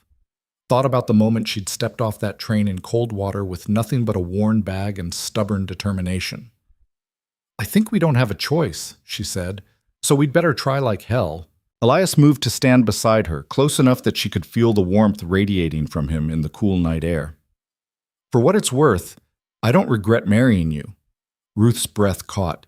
Even though we barely know each other, even though this whole thing is a mess, even though... He was quiet for a moment. You're the first person in a long time who's made me believe things might actually get better. That's worth something. I'm not sure I'm worth as much as you seem to think. Let me be the judge of that. He said it lightly, but there was weight beneath the words. They stood together in the darkness, two people bound by circumstance and desperation, and something else they couldn't quite name. Ruth wanted to reach for his hand, wanted some kind of physical connection to anchor this strange new reality. But she held back, uncertain of boundaries, afraid of assuming too much. Tomorrow they'd start the work of proving themselves. Tonight, they just stood together and tried to believe they had a chance. The next morning brought Clara Henderson. She arrived on horseback, a woman in her late 20s with intelligent eyes and practical clothing. Ruth had seen her in town a few times, had noticed the way she carried herself with quiet confidence that came from knowing her own worth. Mrs. Boone, Clara said, dismounting with practiced ease, I'm here to discuss the children's education. Ruth wiped flour from her hands. She'd been making bread with Lily, establishing the Sunday routine they'd started weeks ago. Of course, please come in.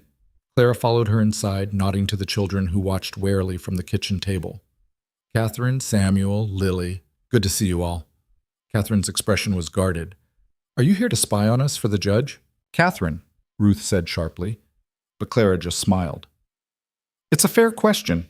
Yes, I'm here partly because Judge Morrison asked me to assess your education.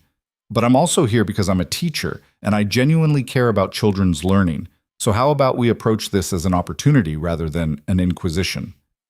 Catherine studied her for a long moment, then relaxed fractionally. What do you want to know? For the next hour, Clara worked with each child individually, testing their reading, arithmetic, and general knowledge. Ruth watched anxiously, seeing the gaps in their education laid bare. Catherine was advanced for her age, having taught herself from her mother's old books. Samuel was behind, his grief having disrupted months of learning, and Lily had barely started formal education before tragedy struck. When Clara finished, she made notes in a small journal, her expression thoughtful. "Well?" Ruth asked when the children had been dismissed to play outside. Clara set down her pen. "Honestly, they're struggling, but not because of neglect or lack of intelligence. They're struggling because they've been through trauma, and nobody can learn properly when they're drowning in grief." "Will you tell the judge that?"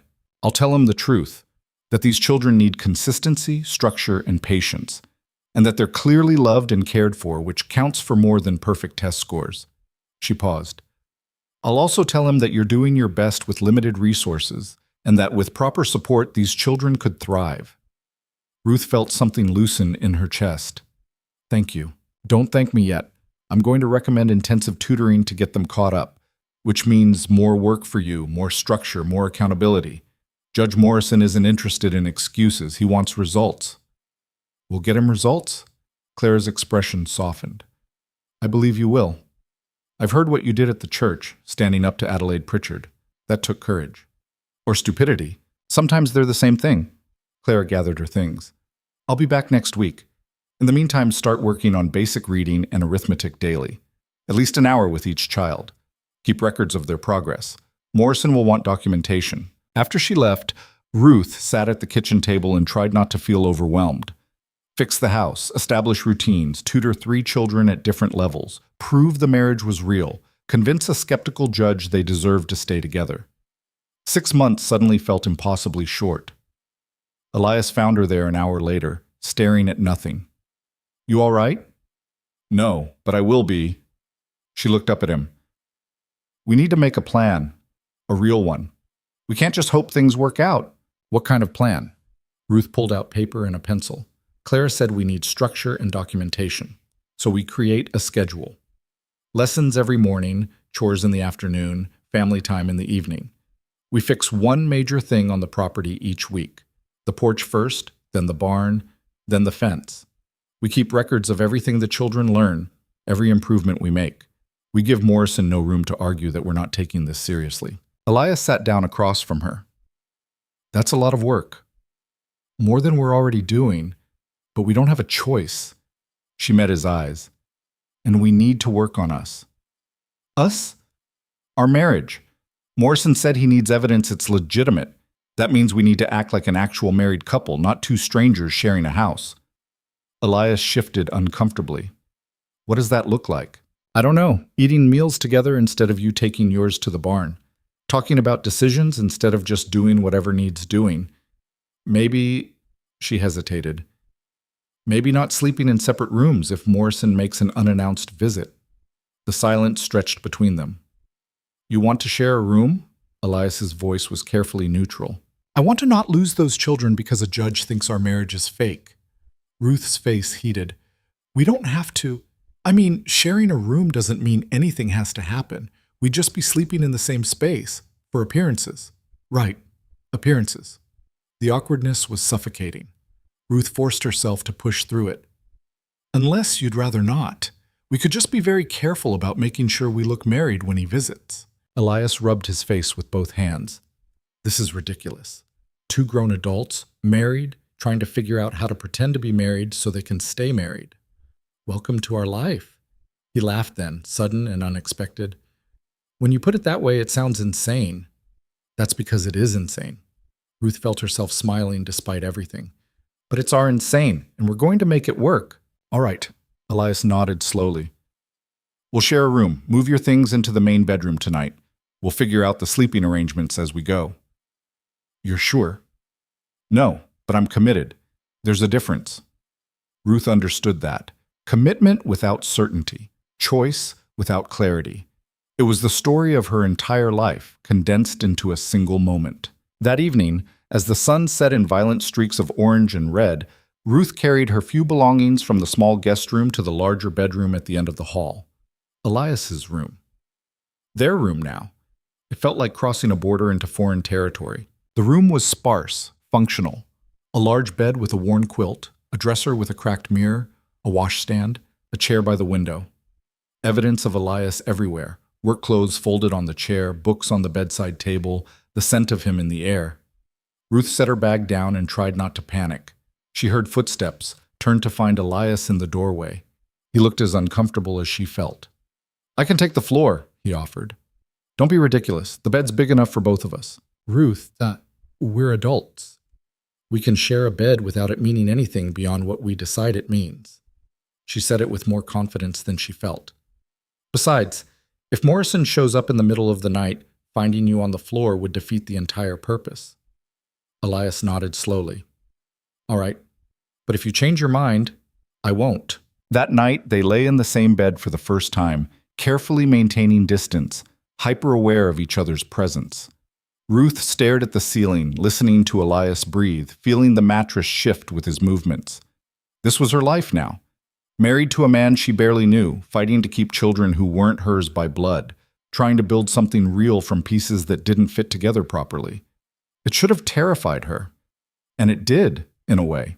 But it also felt like the first time in her life she was fighting for something that actually mattered. Not just survival, not just getting through another day, but belonging. Family. Home. "Ruth?" Elias's voice cut through the darkness. "Yes?" "Thank you for not giving up on us." She turned her head to look at him, could just make out his profile in the darkness. "Thank you for giving me something worth not giving up on." He reached across the space between them, found her hand, squeezed once, then released it and turned away, settling into sleep. Ruth lay awake for a long time after his breathing had evened out, her hand still warm from his touch, her mind spinning with plans and hopes and fears. 6 months to prove they were a real family. 6 months to convince the world, and maybe themselves, that what they'd built was worth keeping. It would have to be enough. The first 3 weeks passed in a blur of relentless work and careful choreography. Ruth woke before dawn every morning, started lessons with the children after breakfast, spent afternoons repairing what she could reach, and collapsed into bed each night too exhausted to worry about sharing space with Elias. They fell into an unspoken rhythm.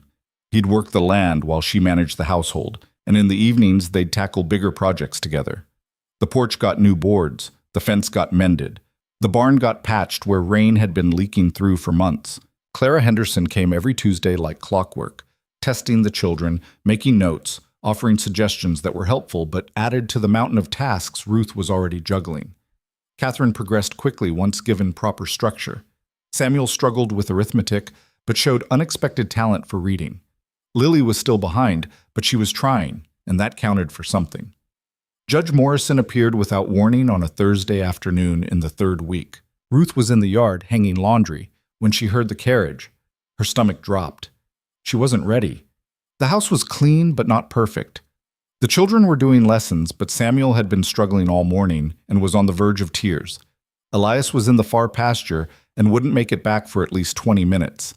She wiped her hands on her apron and walked toward the carriage, forcing her expression into something that resembled calm welcome. Morrison climbed down, his face impassive as always. No Mrs. Pritchard this time, just the judge and his driver, a young man who looked deeply uncomfortable with the whole situation. "Judge Morrison, this is unexpected." "That's the point of unannounced visits, Mrs. Boone." He pulled out his notebook. "I'd like to observe the children's lessons, without warning or preparation." Ruth's pulse quickened.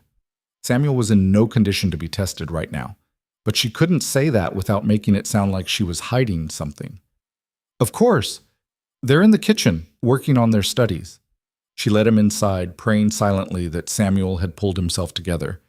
The children looked up when they entered, Catherine's expression immediately guarded, Samuel's eyes going wide with fear. Morrison surveyed the scene. Books and slates spread across the table, Catherine helping Lily with letter formation, Samuel staring at a page of arithmetic problems like they were written in a foreign language. "Samuel," Morrison said, "what are you working on?" Samuel's hands started shaking. Addition, 2-digit numbers. Show me. The boy picked up his slate with trembling fingers. The chalk squeaked as he wrote out a problem. His work messy but correct. Then another. On the third problem, he made a mistake, caught it, tried to erase it, and smeared the whole thing into an illegible mess. "I'm sorry," Samuel whispered. "I'm sorry, I can do it. Take your time," Morrison said, his voice neither kind nor cruel. "Just observational." Samuel tried again. Made the same mistake. His breathing was getting faster, panic setting in the way it always did when he felt scrutinized. Catherine started to stand, ready to help, but Ruth caught her eye and shook her head slightly. If Morrison thought the children couldn't work independently, it would count against them. "Samuel," Ruth kept her voice gentle but firm. "Remember what we talked about. When you get stuck, go back to basics. What's 7 plus 8? Samuel closed his eyes, counting on his fingers under the table where Morrison couldn't see. 15. Right. So 7 plus 8 equals 15. Now look at your problem again. He opened his eyes, studied the slate, and suddenly his face cleared. "Oh, I was carrying the wrong number. Try it again." This time he got it right. His relief was palpable. Morrison made a note, then turned to Catherine. "What are you studying?" "Geography, and I'm helping Lily with her letters. Recite the states and territories for me, alphabetically." Catherine did, flawlessly, without hesitation. Then Morrison questioned Lily, who shakily identified letters and sounded out simple words. The whole examination lasted 20 minutes, each second feeling like an hour. When he finished, Morrison walked through the house again, checking corners Ruth had scrubbed raw, examining repairs Elias had made, looking for flaws to document. Ruth followed silently, her hands clasped to keep them from shaking. In the main bedroom, Morrison paused.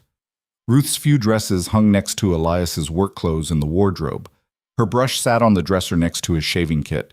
The bed was made with military precision, but it was clearly a shared bed. 2 pillows, belongings on both sides. "How long have you been sharing this room?" Morrison asked. "Since the wedding." "And your previous accommodations?" "The small room at the end of the hall. I moved my things the night we married."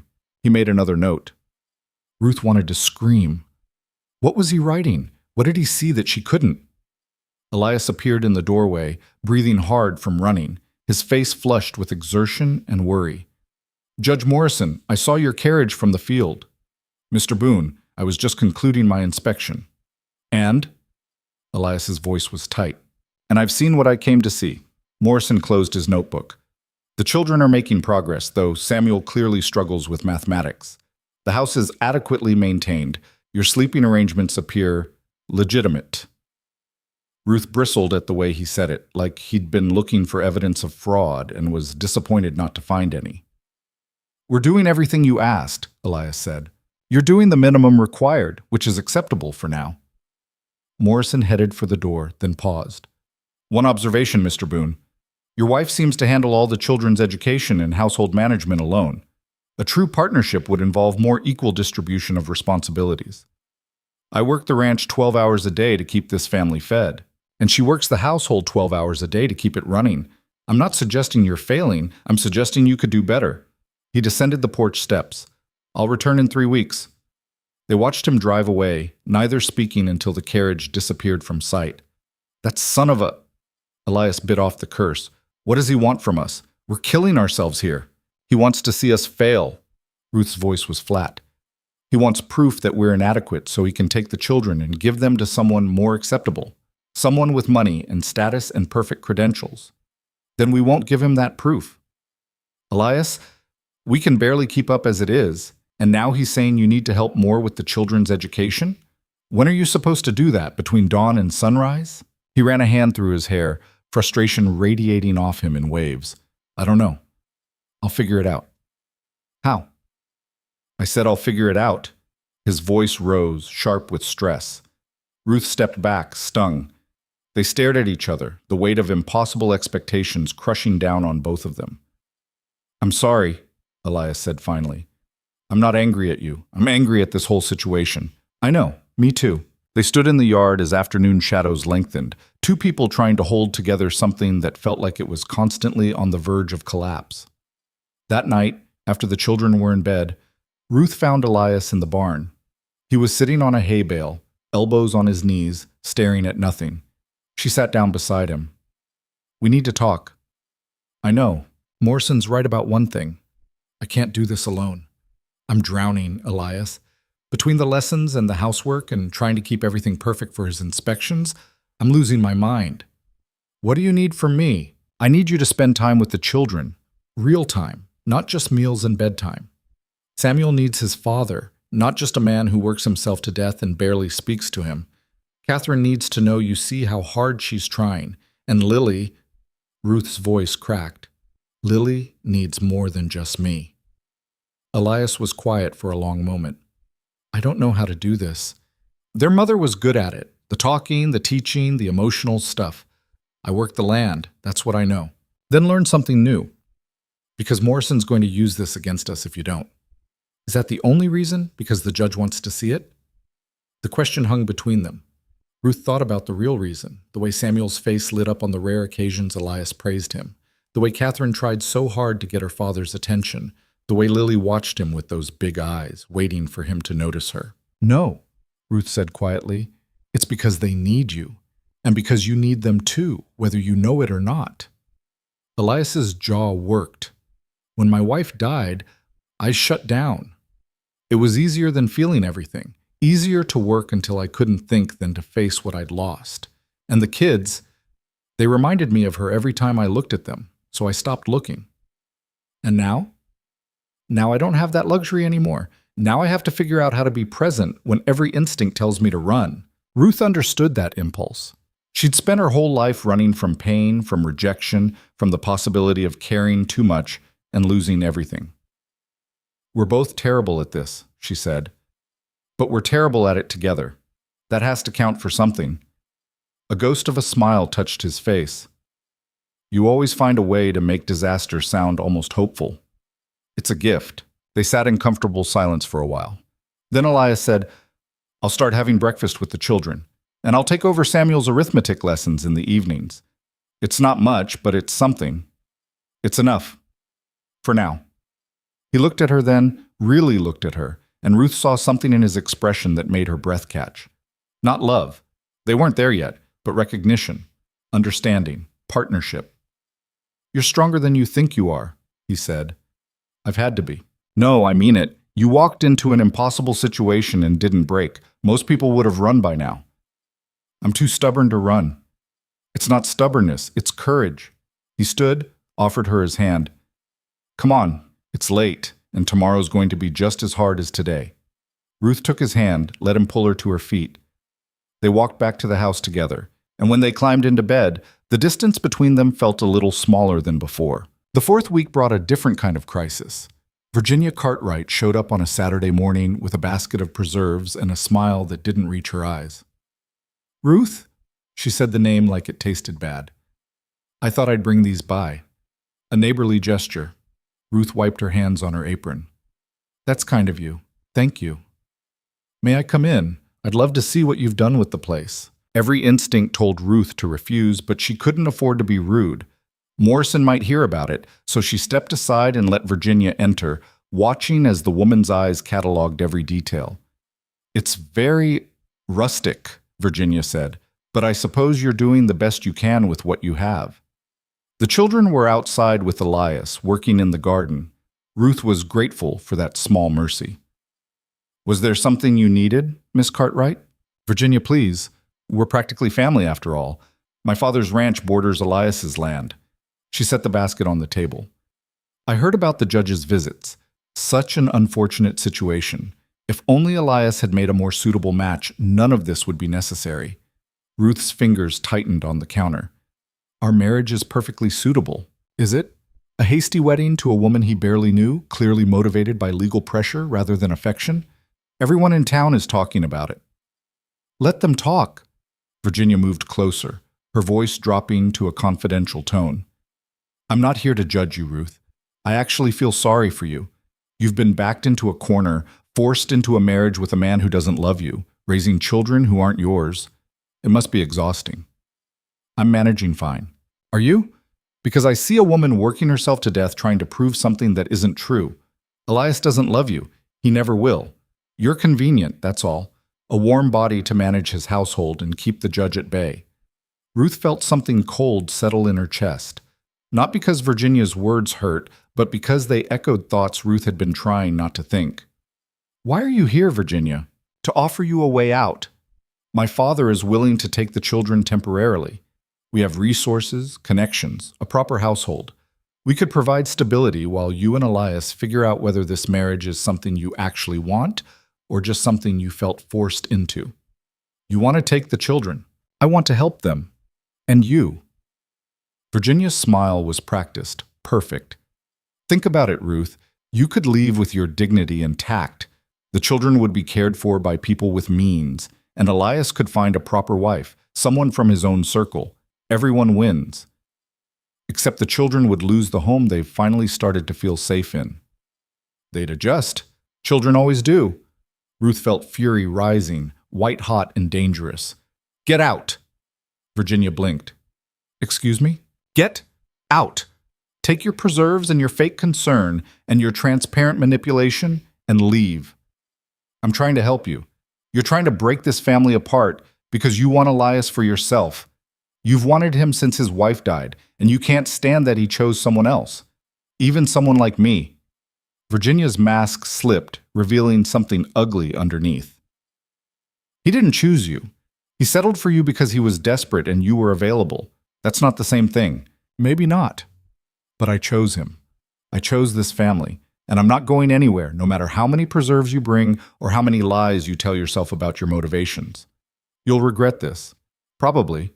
But at least my regrets will be my own, not something forced on me by people who think they know better. Virginia swept toward the door, then turned back. The judge will see through this charade eventually. And when he does, when those children are taken away, you'll have no one to blame but yourself. She left in a swirl of expensive fabric and expensive perfume, the basket of preserves abandoned on the table. Ruth's hands were shaking. She sat down hard, pressing her palms flat against the wood to stop the tremors. The door opened. Catherine stood there, her face pale. I heard everything. Catherine, Is it true? What she said? That Papa doesn't love you? Ruth's throat tightened. It's complicated. That's not an answer. Your father and I got married for practical reasons, to keep you safe, to keep this family together. So he doesn't love you. I don't know. We haven't known each other long enough for love, but we respect each other. We're partners. That's real, even if it's not the fairy tale everyone expects. Catherine crossed her arms. Mama used to say love was a choice, that you chose it every day. Your mother was right. So choose it. Catherine's voice was fierce. Choose to love Papa. Choose to make this real. Because Miss Cartwright is right about one thing. If the judge thinks this is fake, he'll take us away. And I can't... Her voice broke. I can't lose another mother. Ruth stood and pulled Catherine into a hug, feeling the girl's thin shoulders shake with sobs she'd been holding back for weeks. You're not going to lose me, Ruth murmured. I promise. You can't promise that. I can promise I'll fight like hell, that I won't give up, that I'll choose this family every single day. She pulled back to look Catherine in the eye. And I can promise that what I feel for your father is becoming real, even if I don't have the words for it yet. Catherine studied her with those two old eyes. Do you love him? Ruth thought about Elias's rough hands and quiet strength, the way he'd started joining them for breakfast, the way he'd taken over Samuel's arithmetic lessons and actually succeeded in making the boy laugh. Thought about lying beside him in the darkness, feeling safe for the first time in years. I'm starting to, she admitted. I think I'm starting to. Then tell him, because he's starting to love you too, and he's too scared to say it first. How do you know that? Catherine smiled through her tears. Because he looks at you the way he used to look at Mama, like you're the thing holding his world together. That evening, Ruth made Elias's favorite meal, roast chicken with potatoes and gravy, the recipe Catherine had written out in her mother's handwriting. The children ate quickly and disappeared, leaving Ruth and Elias alone at the table. He noticed immediately. Where did they go? I think Catherine orchestrated some privacy for us. Why? Ruth took a breath. Virginia Cartwright came by today. His expression darkened. What did she want? Ruth told him everything, the preserves, the offer to take the children, the accusations about their marriage being a sham. She watched his face go through several shades of anger before settling on something harder than fury. "She has no right," he said quietly. "No right to come into our home and try to destroy what we're building. She thinks she's helping, in her own twisted way. She thinks she owns me, thinks I owe her something because our families have history." He pushed his plate away. "I need you to know something. I didn't marry you because I was desperate or because you were convenient. I married you because you were the only person who saw my children as children instead of burdens. Because you stayed when everyone else left. Because—" He stopped, struggling with words. "Because what?" Because even back then, before I understood what I was feeling, some part of me recognized that you were exactly who this family needed, who I needed. Ruth's heart hammered. "Elias, I'm not good at this. The talking, the feelings, all of it. But I need you to know that this marriage isn't fake to me. It started as strategy, but it's becoming something else, something real." "For me too," Ruth whispered. He reached across his table, took her hand. His palm was rough, calloused from work, warm and solid and real. "I don't know if what I'm feeling is love yet, but I know I wake up every morning grateful you're here. I know the house feels empty when you're not in it. I know that somewhere along the way you stopped being the hired help and started being my partner, my wife." Ruth's vision blurred. "I've spent my whole life being told I wasn't enough, wasn't pretty enough, young enough, interesting enough. And then I came here, and you let me be exactly who I am. You didn't try to change me or fix me. You just let me exist. You're more than enough, Ruth. You always have been. Everyone else was just too blind to see it." They sat there, hands clasped across the table, while the lamp burned low and the house settled around them. Ruth thought about fairy tales and happy endings, and all the stories she'd been told about how love was supposed to look. This didn't look like any of them. This was messy and complicated and born from desperation rather than romance. But it was real, and it was theirs. "Morrison comes back in 2 weeks, Elias said finally. "We need to show him something undeniable. What do you suggest?" "I don't know. But we need to stop being so careful around each other. Stop acting like this is temporary or strategic. If we want him to believe this marriage is real, we need to believe it first." Ruth understood what he was saying. They'd been living like roommates who happened to share a bed, maintaining careful distance, afraid to cross invisible lines. But you couldn't convince others of something you hadn't convinced yourselves of. "All right," she said. "No more holding back." That night, when they climbed into bed, Elias pulled her close instead of maintaining his usual careful distance. Ruth stiffened in surprise, then relaxed against him, her head on his shoulder, his arm around her waist. "This all right?" he asked quietly. "Yes." They lay like that, neither speaking, just existing in each other's space.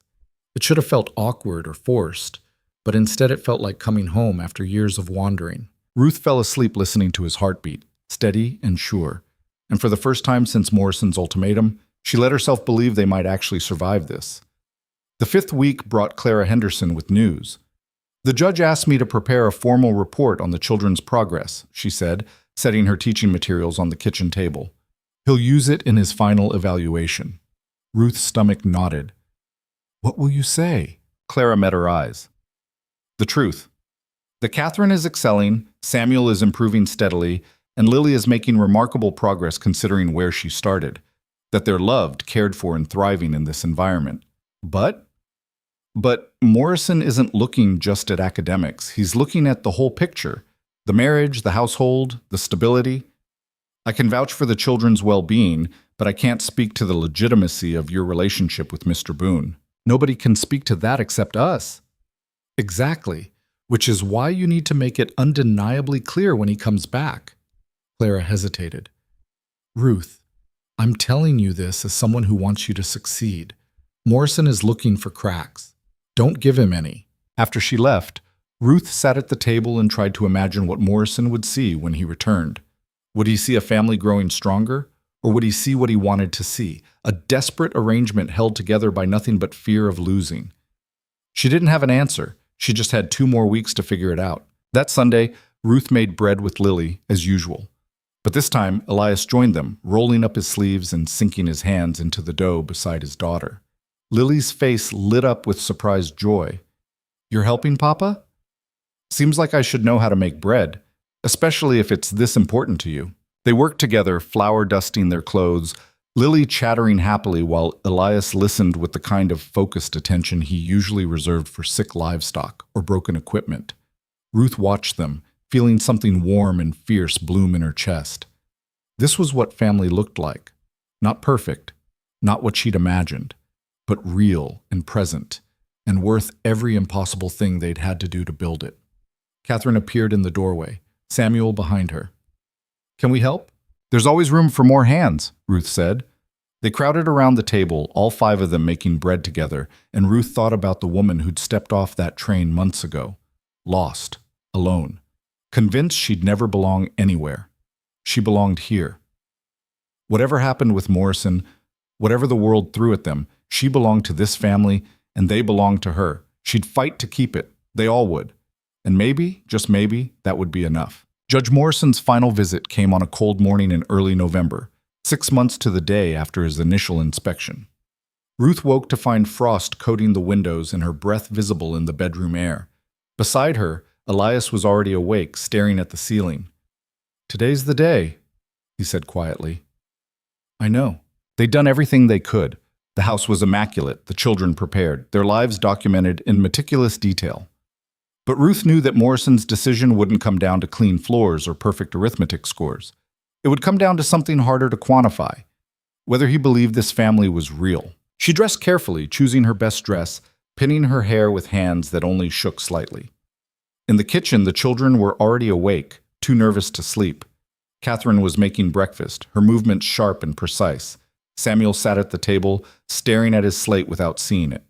Lily clung to Ruth's skirts the moment she appeared. "Is the judge coming today?" Samuel asked. "Yes, sweetheart." "What if he takes us away?" Ruth knelt beside him, took his face in her hands. "Then your father and I will fight him with everything we have, but I don't think it's going to come to that." "How do you know?"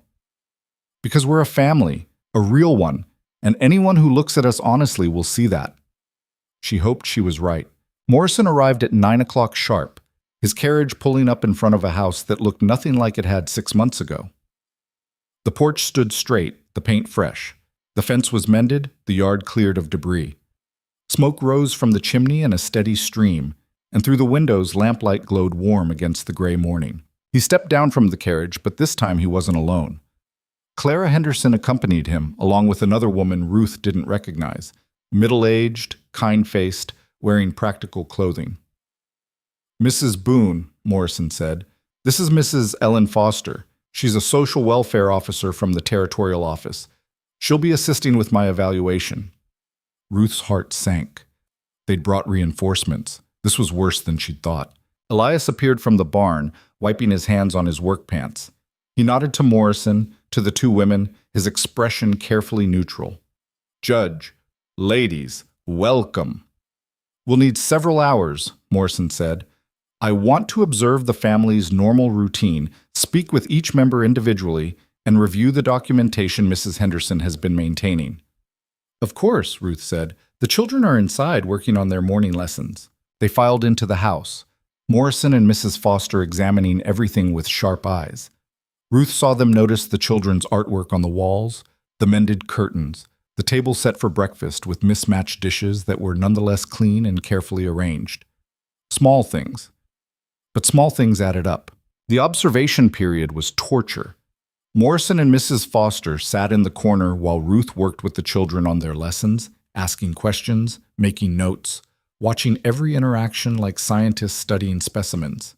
Clara Henderson sat with them but said nothing, her presence a small comfort but no guarantee of anything. Catherine read aloud from a history text, her voice steady and confident. Samuel worked through arithmetic problems, getting most of them right, asking for help when he got stuck. Lily practiced her letters, occasionally looking up at the adults with worried eyes. "Lily," Mrs. Foster said gently, "can you come here for a moment?" Lily's hand tightened on her pencil. She looked at Ruth, who nodded encouragement. Slowly, the little girl walked over to where Mrs. Foster sat. "I heard you like to make bread," Mrs. Foster said. Is that true? Lily nodded. Who taught you? Ruth did. Mama used to make bread on Sundays, and Ruth does it too. We do it together. Do you like living here with Ruth and your papa? Another nod, more vigorous this time. I love Ruth. She's my mama now. The words hit Ruth like a physical blow. Lily had never said that before, had never called her anything but Ruth. Mrs. Foster smiled. That's very sweet. And are you happy? Yes. Lily's voice was small but certain. I was sad for a long time after Mama died, but Ruth made it better. She didn't make the sad go away, but she made it hurt less. Ruth felt tears prick her eyes. She blinked them back, aware of Morrison watching her reaction. Mrs. Foster asked a few more questions, then sent Lily back to her work. She made notes in her book, her expression unreadable. The morning stretched into afternoon. Morrison and Mrs. Foster interviewed each child separately, then together. They questioned Elias about the ranch's finances, his daily routine, his relationship with Ruth. They examined the bedroom, the pantry, the barn. They left no corner unexplored, no question unasked. By the time they finished, Ruth felt wrung out, exhausted in a way that had nothing to do with physical labor. Morrison gathered everyone in the parlor, Ruth, Elias, and the 3 children. Clara Henderson and Mrs. Foster stood to the side, witnesses to whatever verdict was about to be delivered. I've completed my evaluation, Morrison began. Over the past 6 months, I've observed significant changes in this household. The physical condition of the property has improved dramatically. The children's education has progressed. The family dynamic appears stable. Ruth held her breath. That word, appears. It could go either way. However, Morrison continued, and Ruth's stomach dropped. I remain concerned about the circumstances that led to this marriage. It was hasty, motivated by legal pressure, and entered into under duress. These are not ideal foundations for a stable family unit. With respect, Judge Morrison, Elias said, his voice tight, most marriages aren't ideal. They're built by imperfect people doing the best they can. We didn't marry for love, but we're building toward it. That's more honest than a lot of marriages I've seen. Perhaps, but honesty alone doesn't guarantee permanence. I need to be certain that this arrangement won't dissolve the moment external pressure is removed. Then ask us, Catherine said suddenly. You've been watching us and testing us and treating us like we're lying, but you haven't asked us what we want. Morrison turned to her. Very well, Catherine, what do you want? I want to stay here, with Papa and Ruth and my brother and sister. I want to stop being afraid that someone's going to rip us apart because they think they know better than we do about what we need. Her voice shook but didn't break. Mama died, and I thought the whole world died with her. But Ruth came, and she didn't try to replace Mama or make us forget her. She just loved us anyway. She made us a family again. And you believe this family is permanent? I believe Ruth and Papa are going to fight for us every single day. That's more permanent than most promises. Morrison looked at Samuel. And you? Samuel's eyes were wide, frightened, but he spoke clearly. I have nightmares sometimes, about losing people. But when I wake up, Ruth is always there. She doesn't get mad when I'm scared. She just stays until I'm okay again. That's what mamas do. Lily? The smallest child looked up at Morrison with those enormous blue eyes. Don't take us away, please. I just got my family back. The silence that followed was crushing. Ruth saw Mrs. Foster wipe her eyes discreetly. Clara Henderson's expression was carefully neutral, but her hands were clasped tight in her lap. Morrison closed his notebook. Mrs. Foster, do you have an opinion? And the social welfare officer stood. I do, Judge. I've observed dozens of family situations in my career. Some are genuinely harmful to children, others are adequate, and a rare few are exceptional. This family falls into the exceptional category. Ruth's breath caught. These children have experienced profound trauma, Mrs. Foster continued. Their mother's death shattered their world. Mr. Boone, despite his best efforts, was drowning in grief and unable to provide the emotional support they needed. Mrs. Boone stepped into an impossible situation and created stability from chaos. She didn't do it perfectly. No one could. But she did it with genuine love and commitment. The marriage was strategic, Morrison pointed out. Many marriages begin strategically. What matters is what they become. And from what I've observed, this marriage has evolved into a genuine partnership built on mutual respect, shared purpose, and growing affection. Mr. Boone has become more present with his children. Mrs. Boone has created a home that nurtures rather than simply houses. Together, they've built something worth preserving. Morrison was quiet for a long moment. Then he turned to Elias. Mr. Boone, do you love your wife? Elias didn't hesitate. Yes. When did you realize that? I'm not sure there was one moment. It happened gradually. In the way she fought for my children when everyone else wanted to take them away. In the way she refused to give up when things got hard. In the way she made this house feel like a home again. He looked at Ruth, and the tenderness in his expression made her throat tight. She saved my family. How could I not love her? And you, Mrs. Boone? Morrison's gaze shifted to Ruth. Do you love your husband? Ruth thought about the woman she'd been 6 months ago, broken, rejected, convinced she'd never be chosen by anyone. Thought about the man who'd given her a chance when no one else would, who'd stood beside her through every impossible challenge, who'd learned to open his heart again because she'd needed him to. Yes, she said quietly. I love him. I love all of them. They gave me something I'd been searching for my entire life, a place where I belong, where I'm needed and wanted and valued, where I'm enough exactly as I am. Morrison stood. Everyone tensed, waiting for the verdict. I came here today prepared to remove these children from your care, he said. I believe this marriage was fraudulent, this family a construction designed to circumvent legal oversight. Ruth felt ice flood through her veins. I was wrong, Morrison continued. What I've witnessed is a family that built itself from broken pieces. Unconventional, certainly, born from desperation, absolutely, but real nonetheless. He looked at each of them in turn. I'm closing this case. The children will remain in your custody. The marriage will stand without further scrutiny. The words didn't register at first. Ruth heard them, but they felt unreal, like something happening to someone else. Catherine let out a choked sob. Samuel burst into tears. Lily launched herself at Ruth, wrapping small arms around her waist. Elias's shoulders sagged with relief so profound it looked like it might break him. However, Morrison said, and everyone froze. I want to be clear about something. This decision isn't because you met some checklist of requirements or performed adequately for my inspections. It's because you created something genuine. You chose each other, every day, even when it was hard. Especially when it was hard. That's what family is. He gathered his things, nodded to Mrs. Foster and Clara. I won't be returning. You're free to live your lives without government oversight. As he moved toward the door, Catherine spoke up. Judge Morrison? He turned. Why did you give us 6 months? Why not just take us away immediately like Mrs. Pritchard wanted? Something almost human flickered across his stern face. Because I've learned that sometimes people surprise you. Sometimes they're stronger than they appear.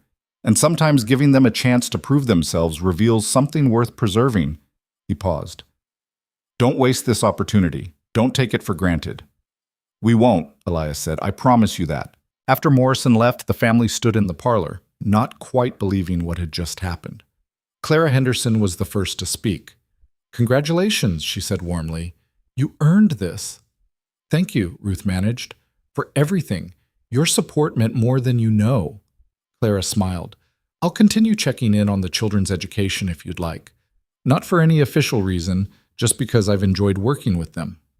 We'd like that very much. After Clara left, the family remained in the parlor, the weight of Morrison's decision slowly sinking in. They weren't being separated. They were being allowed to stay together, to be a family.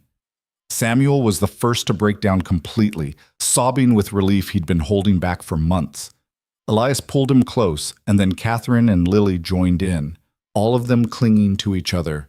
Ruth stood slightly apart, watching them, overwhelmed. Elias reached out and pulled her into the embrace. You're part of this too. You always were. They stood like that for a long time. 5 people who'd been broken individually but had somehow managed to make each other whole. That evening, after the children were asleep, Ruth and Elias sat on the porch steps. The stars were brilliant overhead, the air crisp with approaching winter. Ruth leaned against Elias's shoulder, feeling the solid warmth of him, the steady rise and fall of his breathing. I can't believe it's over, she said. It's not over, it's just beginning. What do you mean? I mean, we spent 6 months fighting to keep this family together. Now we get to figure out what comes next.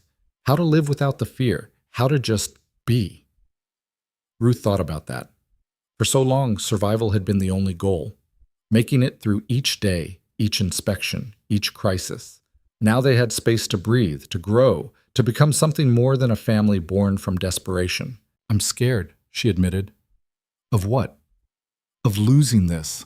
Of waking up and finding out it was all temporary after all. Elias turned to look at her, his expression serious. Ruth, I need you to hear this. You're not temporary. This isn't temporary. I married you because I had to, but I'm staying married to you because I want to. Because I can't imagine my life without you in it anymore. You really mean that? I really mean it. He took her hand. I love you. I should have said it sooner, should have made sure you knew. But I'm saying it now. I love you, Ruth Boone, and I'm going to spend the rest of my life making sure you never doubt that you belong here. Ruth felt tears spill over. I love you too. I've been afraid to say it, afraid it would jinx everything or make you feel obligated. But I love you. I love this family. I love the life we've built. He kissed her then, gentle and sure, and Ruth felt something inside her finally settle. All the years of rejection, of being told she wasn't enough, of believing she'd never be chosen, all of it faded in the face of this moment. This choice. They'd chosen each other. Not perfectly, not ideally, but honestly and completely. The next few weeks brought a kind of peace Ruth had never experienced before. Without Morrison's shadow hanging over them, the household relaxed. The children laughed more freely. Elias spent more time at meals, lingering over conversation instead of rushing back to work. Ruth found herself taking moments to just exist, to watch Lily play, to listen to Samuel read, to talk with Catherine about her dreams for the future. The town remained divided about them. Mrs. Pritchard continued to spread rumors. Virginia Cartwright maintained her cold distance, and some families still crossed the street rather than acknowledge Ruth in public, but others began to thaw. Sam Henderson always greeted her warmly at the general store. Clara Henderson became a genuine friend, and slowly, incrementally, other women began to nod in passing, to offer cautious smiles, to treat Ruth like she might actually belong. It wasn't universal acceptance, but it was enough.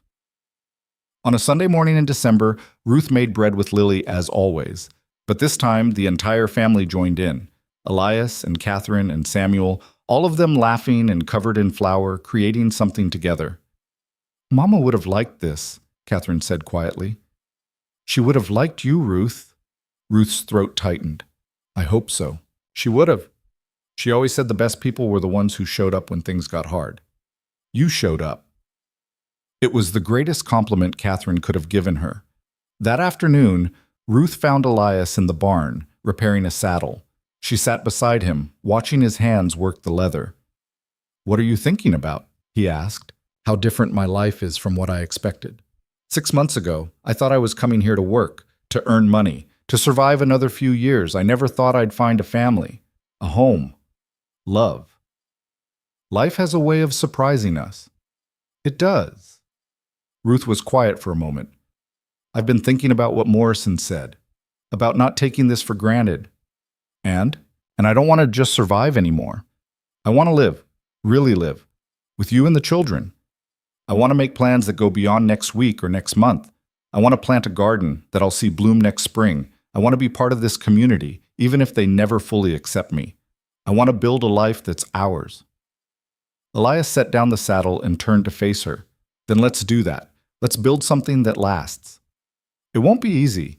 Nothing worth having ever is. Ruth smiled. You're right about that. He pulled her close, and Ruth rested her head on his shoulder, feeling the steady beat of his heart. She thought about the train platform all those months ago, the way those other women had looked at this place with disgust and walked away. They'd seen only struggle and poverty and impossible odds. But Ruth had seen possibility, had seen children who needed love and a man who needed help and a chance to matter to someone. She'd been right to stay, right to fight, right to believe that sometimes the most broken pieces could be fitted together into something beautiful. The holidays approached, bringing cold winds and the first real snow. Ruth prepared for Christmas with the children's help, creating decorations from what they had, planning a meal from their meager resources. It wouldn't be lavish or impressive, but it would be theirs. On Christmas morning, Ruth woke to find Elias already awake beside her, watching her sleep. "Merry Christmas," he said softly. "Merry Christmas. I have something for you." He reached beneath the bed and pulled out a small wooden box. Inside was a ring, simple, silver, with a small blue stone. "It was my mother's," Elias said. "I want you to have it. I know I gave you a plain band when we got married, but this is for the marriage we've built. The real one." Ruth's vision blurred. "Elias, I can't." "You can. You should. You're my wife, Ruth. Not because a judge said so or because we needed legal protection. Because I chose you and you chose me, and we made something real together." He slipped the ring onto her finger, and Ruth looked down at it through tears. It fit perfectly. Downstairs, they heard the children stirring, excited voices carrying through the floorboards. Ruth wiped her eyes and smiled. "We should go down, before they tear the house apart, looking for whatever surprises we managed to put together. In a minute." Elias pulled her close, kissed her forehead. "I just want to remember this moment, the first Christmas of the rest of our lives." Ruth held on to him, feeling the truth of that. This was just the beginning. There would be hard times ahead. There always were. Challenges and struggles and moments of doubt. But they'd face them together, this makeshift family that had become more real than anything Ruth had ever known. They went downstairs to find the children already in the parlor, examining the small gifts Ruth and Elias had managed to scrape together. New books for Catherine. A wooden horse Elias had carved for Samuel. A rag doll Ruth had sewn for Lily. Simple things, but the children's faces glowed with joy. "This is the best Christmas ever," Lily declared, hugging her doll. Catherine looked up at Ruth and Elias, standing together in the doorway. "It really is. We're all together. That's the best gift." Ruth felt Elias's hand find hers, felt his fingers interlace with her own. She looked around at this family, broken pieces that had somehow formed a whole, and felt gratitude so profound it was almost painful. She'd spent her whole life being told she wasn't enough, that she was too plain, too old, too unremarkable to deserve happiness. But she'd been wrong to believe it. They'd all been wrong. Worth wasn't about beauty or youth or status. Worth was about showing up, about choosing to love even when it was hard, about building something meaningful from whatever materials you had available. Ruth had shown up, had chosen, had built, and now she had everything she'd never dared to hope for. Later that day, as snow fell outside and the family gathered around the table for Christmas dinner, Ruth looked at each face in turn. Elias, whose quiet strength had become her anchor. Catherine, whose fierce protectiveness had transformed into trust. Samuel, whose nightmares had slowly given way to peaceful sleep. Lily, who called her mama now without hesitation. This was her family.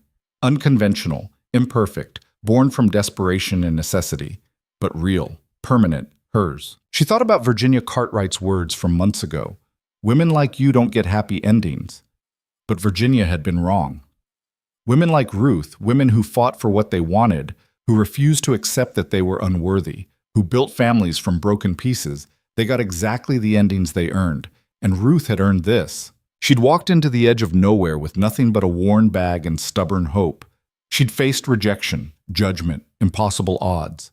She'd fought bureaucracy and small-minded cruelty, and her own deep-seated belief that she didn't deserve to be chosen. And she'd won, not perfectly, not easily, but completely. As the meal ended and the children drifted off to play with their gifts, Elias pulled Ruth aside. "What are you thinking about?" he asked. "About how far we've come. About how none of this was supposed to happen. Are you glad it did?" Ruth looked into his eyes, saw the love there, the commitment, the partnership they'd forged through fire. "More than I can say." "Good." He kissed her softly. "Because I plan on spending the rest of my life making sure you never regret choosing us." "I could never regret it. You gave me a family when I thought I'd always be alone. You chose me when no one else would. How could I regret that?" They stood together in the quiet house, snow falling outside, children's laughter drifting from the parlor. This was what happiness looked like. Not a fairy tale, not a perfect story, but a real one, a true one. Ruth Calder had arrived at the edge of nowhere as the woman nobody wanted. Ruth Boone stood in her home, surrounded by love she'd earned through sheer determination and grace, and knew with absolute certainty that she was exactly where she belonged. She'd never been meant for just any man, any family, any life. She'd been meant for this one, and she'd fought like hell to keep it.